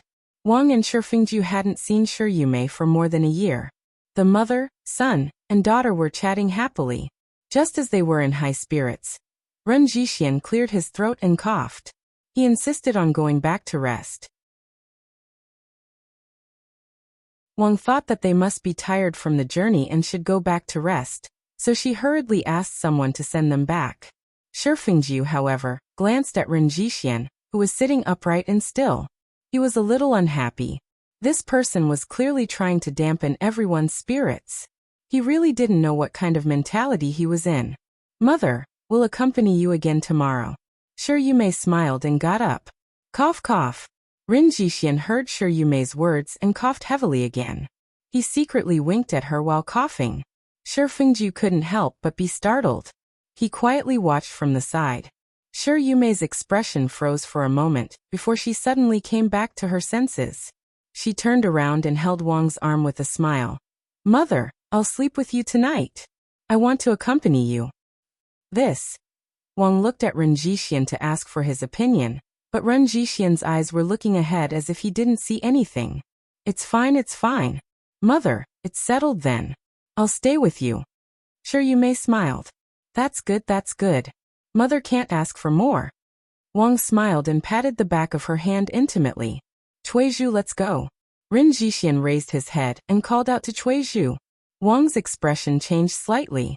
Shi Fengju's eyes sharpened. How could he bully people like this?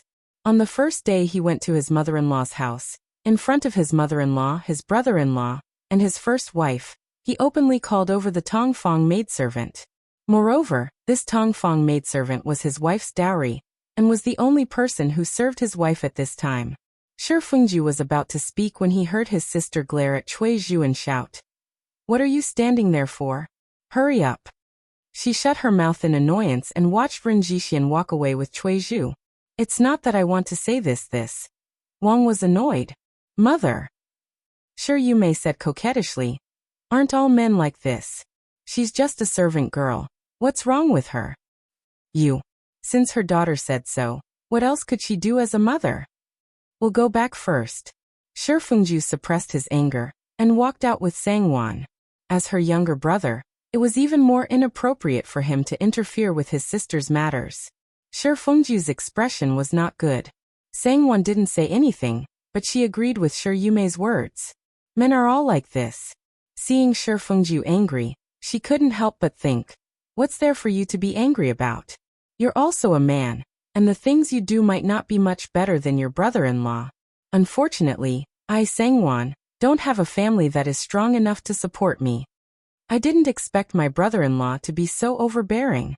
How could my elder sister bear it?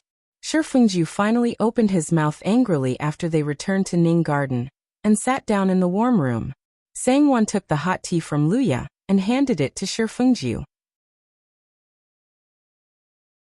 She smiled faintly and said, "If you marry a chicken, follow the chicken. If you marry a dog, follow the dog. What else can a woman do other than bear it? I think it's good that my elder sister is so open-minded. At least she won't make things difficult for herself, and her life will be easier." Shi Fengju was startled. He didn't expect her to say this. As he listened, he felt that there was a hidden meaning in her words. He put down the teacup in his hand and dismissed the servant girl. He smiled and said, "Wan Yang, are you angry with me? What are you thinking?" Sangwan blushed. She felt that she had misspoken and hurriedly said with a smile, "We were different from them, aren't we?" "Of course we're different, Shi Fengju's smile suddenly froze. Obviously, what he understood at the beginning was different from what Sangwan had said. He only realized it now. What he meant was that he and Ren Jixian were not the same kind of people. But what Sangwan meant was that they were just a fake couple. Shi Fengju's depressed mood suddenly became worse. He looked at Sangwan and couldn't say anything. He wanted to say, "Wan Yang, I regret it, I really regret it. Our agreement is invalid. Can you stay and be my wife in name?" But he knew that he couldn't say it.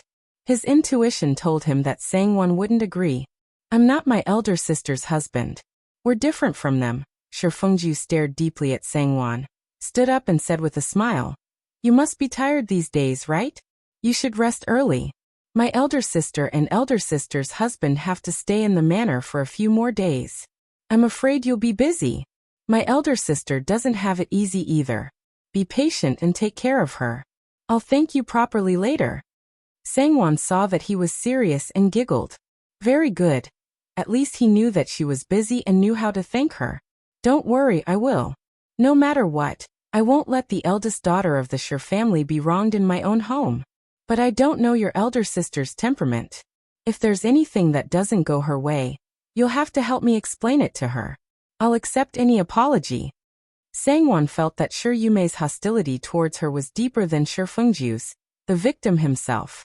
Moreover, She was a person who would say anything without holding back. She was also the eldest daughter of the Shi family. With just a few words, she didn't even have the chance to talk back. So it was necessary to take precautions. If she's angry, you can tell me. I won't let you be wronged. Shi Fengju saw that she was willing to rely on him, and felt happy. The two of them didn't talk about it anymore. In the main courtyard, Shi Yumei and her mother, Wang, laid down on the bed and talked for half the night before falling asleep. The most important reason why she stayed to sleep with her mother tonight was to talk to her. The next morning, Shi Fengju and Sangwon had just woken up when they saw Xiao Chun, who had been waiting outside Ning Garden, enter. Shi Fengju and Sangwon were shocked and quickly asked what was the matter. It's nothing to do with young mistress, Xiao Chun quickly smiled and said. Old mistress said to ask young master not to go to the business first and to go there after you're done washing up. Young mistress doesn't have to go over to greet today. You can just prepare for the festival. Hearing that it had nothing to do with her, Sangwon was relieved. Shi Fengju nodded and said, Go back and tell mother that I'll go over now. As he spoke, he hurriedly ordered the servants to help him wash up and get dressed. Mother usually didn't wake up so early, so she must have something important to say. Sangwon stopped Xiao Chun. Go back and tell old mistress that I'll have someone send young master's breakfast over later. Yesterday, I already told the kitchen to prepare a few dishes that eldest Missy and young master like. Someone will send it over later. Yes, young mistress.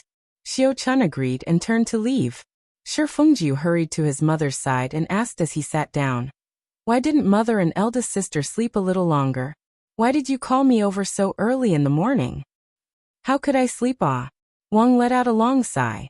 She loosely clenched one hand into a fist and lightly punched her chest a few times to calm her breathing.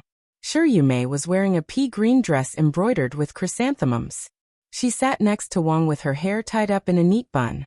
Her head was slightly lowered and her complexion wasn't very good.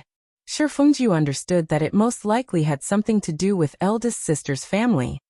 Mother, did something happen to eldest sister's family? Mother, just tell me directly. I'll get someone to deal with it right away. She's my biological sister, not an outsider. Shi Fengju said with a smile. Although he didn't like his brother-in-law, he couldn't just watch his biological sister suffer. It wasn't as if the Shi family couldn't help them. It wasn't a big deal even if they had to support the two of them for a lifetime. Second brother. Shi Yumei raised her head to look at him and called out gratefully. Ai. Wang sighed again and said, See which courtyard in the household is convenient, and have Wan Yang arrange for someone to clean it up. Your eldest sister and brother-in-law will be staying with our family from now on. Shi Fengju widened his eyes in surprise. Even though he was prepared to clean up the mess of his unreliable brother-in-law, he still found it unbelievable when he heard this.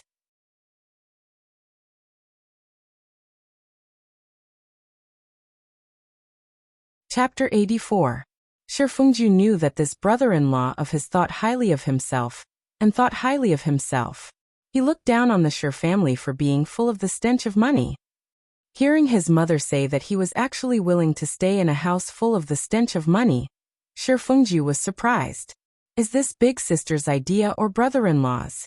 Brother-in-law is also willing? Shi Fengju felt that it was better to ask clearly. If it was only big sister's idea, that stubborn brother-in-law of his would blame him for being a busybody. It's our idea. Shi Yumei hurriedly said. Well, it's quiet at home and he can study in peace. Qingzhou is also close to Hangzhou, so it'll be convenient for him to go to Hangzhou for the exam 3 years later. Moreover, our master can also give third brother some guidance. 3 years later, uncle and nephew can go to the exam together, and take care of each other on the road. No need. Wang and Shi Fengju said at the same time when they heard that Ren Jixian was going to guide Shi Fenghua. Third brother has a teacher to guide him in the academy. The teacher said that he will have to go to the exam in 2 years, so there's no harm in changing the teacher midway. Moreover, brother-in-law also needs to study, doesn't he? We can't affect him because of third brother. Shi Fengju said. Yes. Your second brother is right. Wang hurriedly agreed. Not to mention that he was worried about letting such an unreliable person guide his younger brother. Shi Fengju had no doubt that if he were to really let him guide his younger brother, and if he were to fail the next exam, he would definitely complain that he did not study well enough and spent so much effort guiding his brother-in-law. Moreover, if Shi Fenghua passed instead, he would definitely say that it was all because of his guidance. Shi Yumei's slightly changed expression after hearing Shi Fengju's explanation. She unconsciously smiled and nodded. That's true. But is that teacher reliable? Don't delay our Fenghua. Reliable, reliable. He's an old Hanlin from the Hanlin Academy who retired from the capital, Wang said quickly. Oh. Shi Yumei replied with a drawn-out, oh, and stop talking. Obviously, he didn't agree with his mother's words, but he didn't have the confidence to refute. Although she didn't say it, Shi Fengju understood what she meant. He thought to himself, no matter how unreliable he is, he's still more reliable than my brother-in-law. Shi Fengju saw that the topic had gone too far, so he said, I think we should go to Banana Garden. The place is spacious and the environment is quiet and secluded. What do you think, big sister? Banana Garden? Banana Garden. That's fine. Let's go there then. Shi Yumei thought for a while and forced a smile. Banana Garden was located to the south of the Shi family. The main entrance was in the outer courtyard, while the courtyard and the house were in the inner courtyard. There was a small door leading to the inner courtyard, which happened to be on the dividing line between the inner courtyard and the outer courtyard. The nannies who kept watch at night would lock the corner door in the inner residence, which would isolate the inside from the outside. There were 2 courtyards in the garden, one at the front, and the other at the back. There were a total of 5 rooms in the main house and 2 side rooms. The back seat, the back cover, and the east and west wing rooms were all available. There was also a small garden of 1 mu square in the backyard. The garden was piled up with fake mountains, a chiseled pond and flowers and trees. Although it was small, it was exquisitely decorated. The front courtyard was planted with banana trees, plum blossoms, and bamboos. It was very elegant and quiet, perfect for studying. It was perfect for a grandaunt like her who had married off and brought her husband back. However, Shi Yumei couldn't help but feel a little melancholy. She originally wanted to stay in the embroidery house that she had before she got married. But now, she felt that the embroidery house was no longer a place she could live in. The Shi family would soon have a new Missy who would be her younger brother's daughter. That should be where the new Missy of the Shi family should live. How could she still live in the inner courtyard with her husband? Shi Yumei felt sad for a moment, and couldn't help but feel a little restrained and timid as an outsider. She forced a smile and said, Then I'll have to trouble you, second brother. When Banana Courtyard is ready, we'll move in. We'll eat by ourselves in the future. There's no need to stand on ceremony with your younger brother. Wang couldn't help but feel a little sad when she heard her daughter's words. She thought of how strong her daughter was when she was at home, and always wanted to be the best in everything. Who knew that she would meet such an unworthy man? 3 years after she got married, her parents-in-law passed away one after another.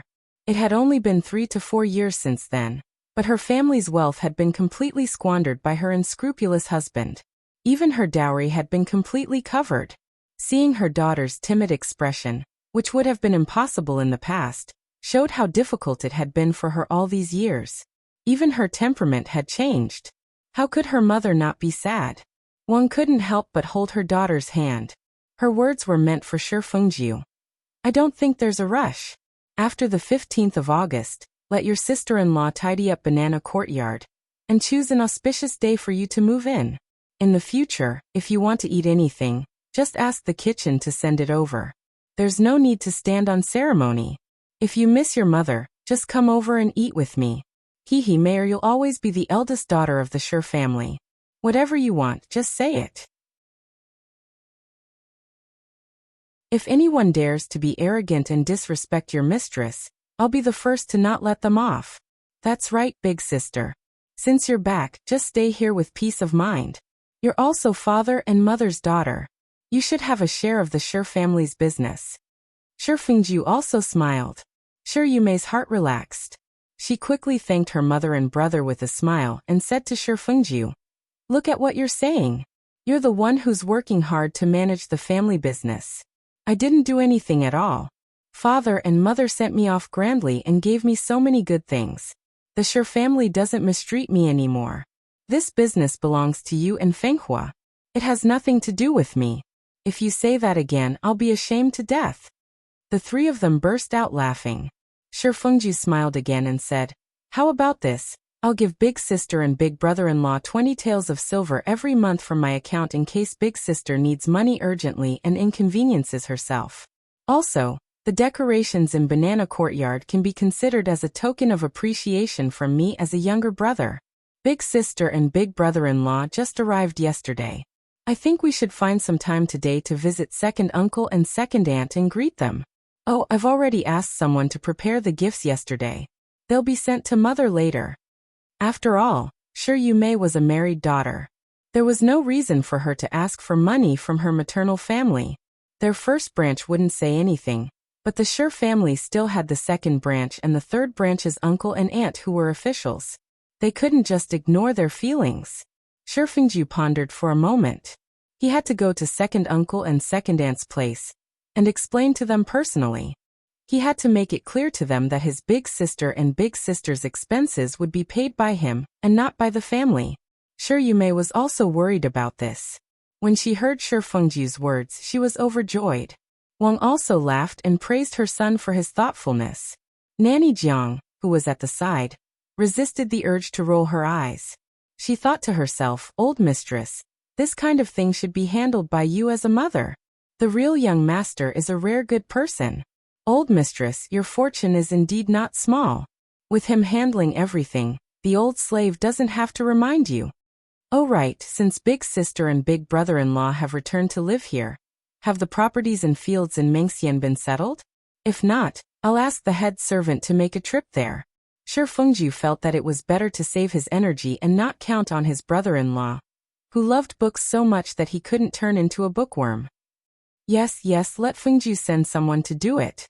Fengju is the most reliable when it comes to handling matters, Wang said with concern, who knew that Shi Yumei's face would suddenly reveal an unnatural expression. She stammered, No need. Before we came, we already settled everything. Really, it's all settled. There's no need to trouble second brother." "Really?" Shi Fengju looked at her suspiciously and said, "That's good. I think I'll ask the head servant to make a trip there." His tone carried a hint of mockery as he said with a smile, "After all, big brother-in-law is a scholar. It's inevitable that he won't understand these things. If he were to be cheated, wouldn't he be at a disadvantage? It's better for me to ask the head servant to make a trip there." "I think that's the best." Wang nodded. "No need." Shi Yumei was so anxious that she almost stood up. Her voice was out of control. She was startled, but she quickly smiled calmly. "There's really no need. Mother, second brother is so busy all day. If he were to worry about such a small matter, our master and I would feel bad. We've already settled everything, so there's no need to go through so much trouble." Wang snorted inside. "What trouble is this? We haven't even talked about the trouble." "Mother." Shi Yumei's face became even more awkward and she lowered her head in embarrassment. "Mother, big sister, are you hiding something from me? Hurry up and tell me." Shi Fengju glanced at them and added, "You know my temper." What he meant was, even if you don't tell me, I can still find out about it in such a small place. Wang quickly said, "Isn't this what I wanted to tell you? It's just that your big brother-in-law owes Guangwenjai 600 silvers, Hongtai Restaurant 380 silvers, Rongji Silk Store 240 silvers, and..." "Enough, mother." Shi Fengju felt a headache and anger when he heard that. He said faintly, "Do you have a list of the debts? Give it to me." "Oh, it's here." Shi Yumei smiled awkwardly and quickly took it out and handed it to Shi Fengju. A wave of anger rose from his dantian and rushed to his head. Although he was the one who asked, Shi Fengju still felt unbearably angry when he saw these bills that originally belonged to big brother-in-law being taken out from his sister's body. That bastard.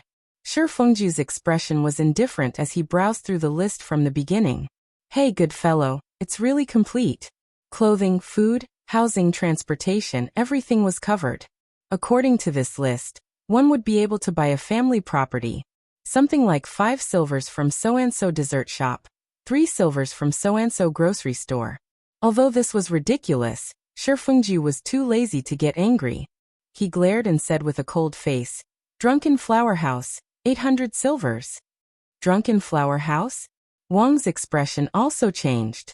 She said with a sullen face, "What's going on? Why didn't you tell me this last night?"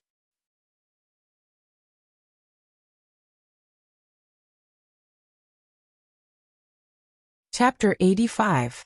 I don't remember so much. Sure, you may forced a smile and explained. Mother, second brother, you misunderstood. My master went there with a few friends to recite poems and discuss knowledge. He didn't do anything else and didn't spend the night really. You.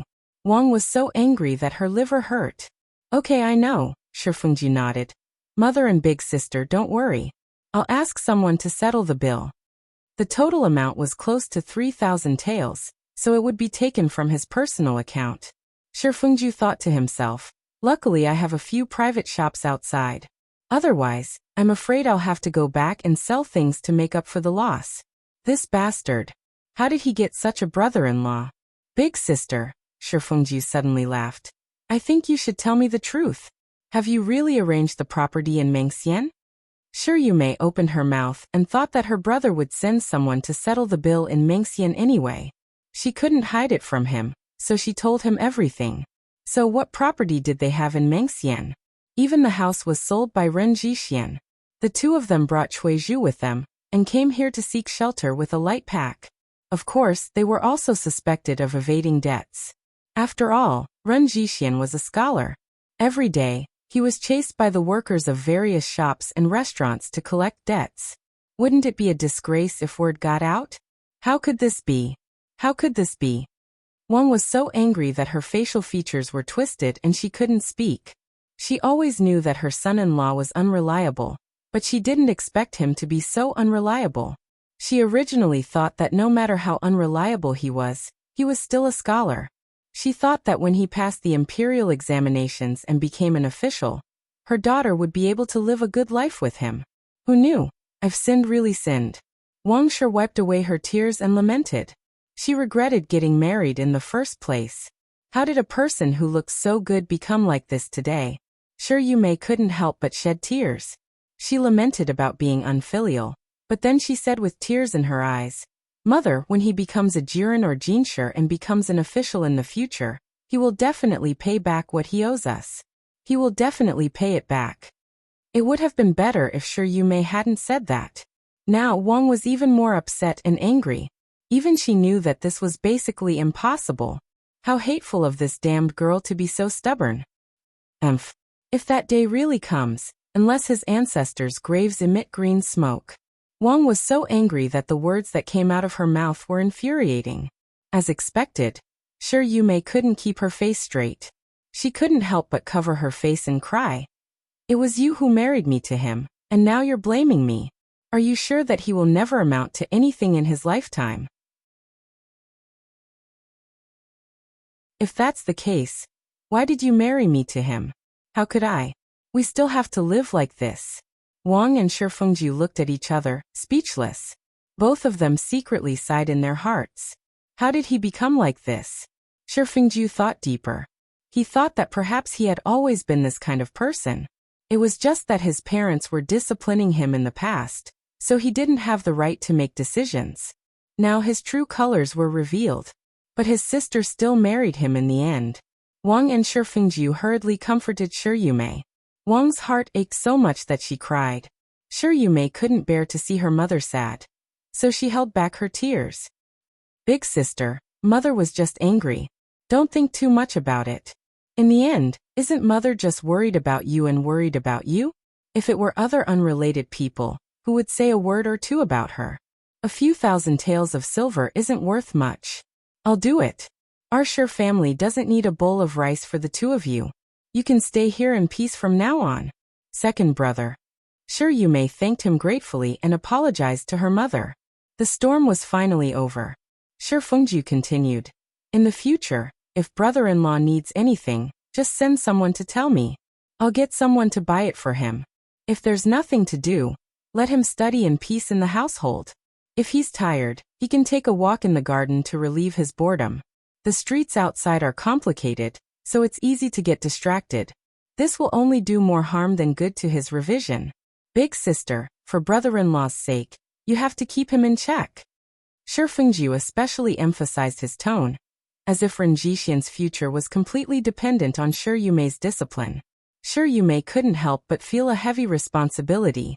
She immediately nodded and said seriously, "Second brother is right. There are all kinds of people and all kinds of things outside. It's better to study in the household. Don't worry, I'll keep him in check." And I knew big sister was virtuous. Shi Fengjiu praised with a smile and said, "Our Qingzhou isn't like Mengxian. Merchants usually don't buy on credit. Big sister, you know this as well. If brother-in-law wants to buy something on the streets one day, you can tell someone and I'll go with him. I know almost all the merchants in Qingzhou. When the time comes, they can give me a discount." And that's right. Shi Yumei nodded repeatedly and smiled. "Second brother, you're really good to big sister." "Don't say that. We're close relatives." Shi Fengjiu smiled. If this bastard went out to buy on credit, not only would they not be able to tolerate his bad habit, the Shi family would also lose face. After sitting for a while, Shi Fengjiu got up and was about to leave to deal with some matters. At the same time, he ordered someone to clean up this mess. Wang asked him to stay for breakfast, but he didn't have any appetite. He shook his head and said he had an appointment with someone to eat outside. Second brother. Just as he went down the stairs, Shi Yumei quickly caught up with him. She hesitated for a moment and said with a smile, "Second brother, about your brother-in-law's debt, and can you not tell anyone? You can go to Mengxian personally to settle it for him." Shi Fengjiu was stunned. Shi Yumei lowered her head and said embarrassedly, "After all, he's a scholar. If the servants knew about this, it would be embarrassing. He still knows how to save face. If he wanted to save face, he would still do such a thing." Shi Fengjiu really wanted to ask someone to beat Ren Jixian up to vent his anger. "All right. Let's not be angry." He couldn't afford to be angry. "All right, then I'll go to Mengxian today." Shi Fengjiu endured and endured. He secretly let out a long sigh of relief and tried his best to smile calmly. "Thank you so much, Fengjiu." "Fengjiu." Shi Yumei let out a sigh of relief. "Big sister, tell brother-in-law that this kind of thing will not happen again." Shi Fengjiu said lightly. Of course. Don't worry, it definitely won't happen again." Shi Yumei quickly nodded her head. "Oh right," Shi Fengjiu, who was about to leave, suddenly asked.